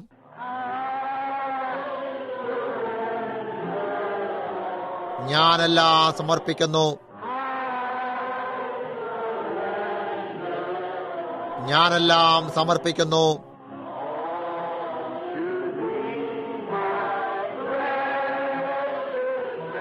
എല്ലാം അങ്ങേക്ക്, എന്റെ അനുഗ്രഹീത രക്ഷക. ഞാനെല്ലാം സമർപ്പിക്കുന്നു. ഇപ്പോൾ പിരിച്ചുവിടുന്നതിന് യേശുവിൻ നാമത്തെ നിങ്ങളുടെ പടുത്തുകൊണ്ടു പോകുക എന്ന പാട്ട് പാടും മുമ്പ് നിങ്ങളുടെ തല കുമ്പിട്ട് നിൽക്കുമെങ്കിൽ ഇവിടെ ആയിരിക്കുന്ന ഈ സഹോദരനോട് ഞാൻ ചോദിക്കാൻ പോകുന്നു. ഞാൻ അദ്ദേഹത്തിന്റെ പേര് മറന്നുപോയി. ഇരുൾ കടന്നു വരുന്ന ദർശനം കണ്ടു എന്ന് സാക്ഷ്യം പറഞ്ഞ സഹോദരിയുടെ അതും സുഖം പ്രാപിച്ചിരുന്നു. തിരികെ നോക്കുമ്പോൾ ആ മറ പോയിക്കഴിഞ്ഞിരുന്നത് ഓർക്കുന്നു. അവരുടെ വിശ്വാസമാണ് അത് ചെയ്തത്. പ്രാർത്ഥനയാൽ ഞങ്ങളെ പിരിച്ചുവിടുമോ? നിങ്ങൾ ചെയ്യുമോ സഹോദര? ഞങ്ങളുടെ മേൽ കർത്താവിന്റെ അനുഗ്രഹങ്ങളെ ചോദിക്കുക.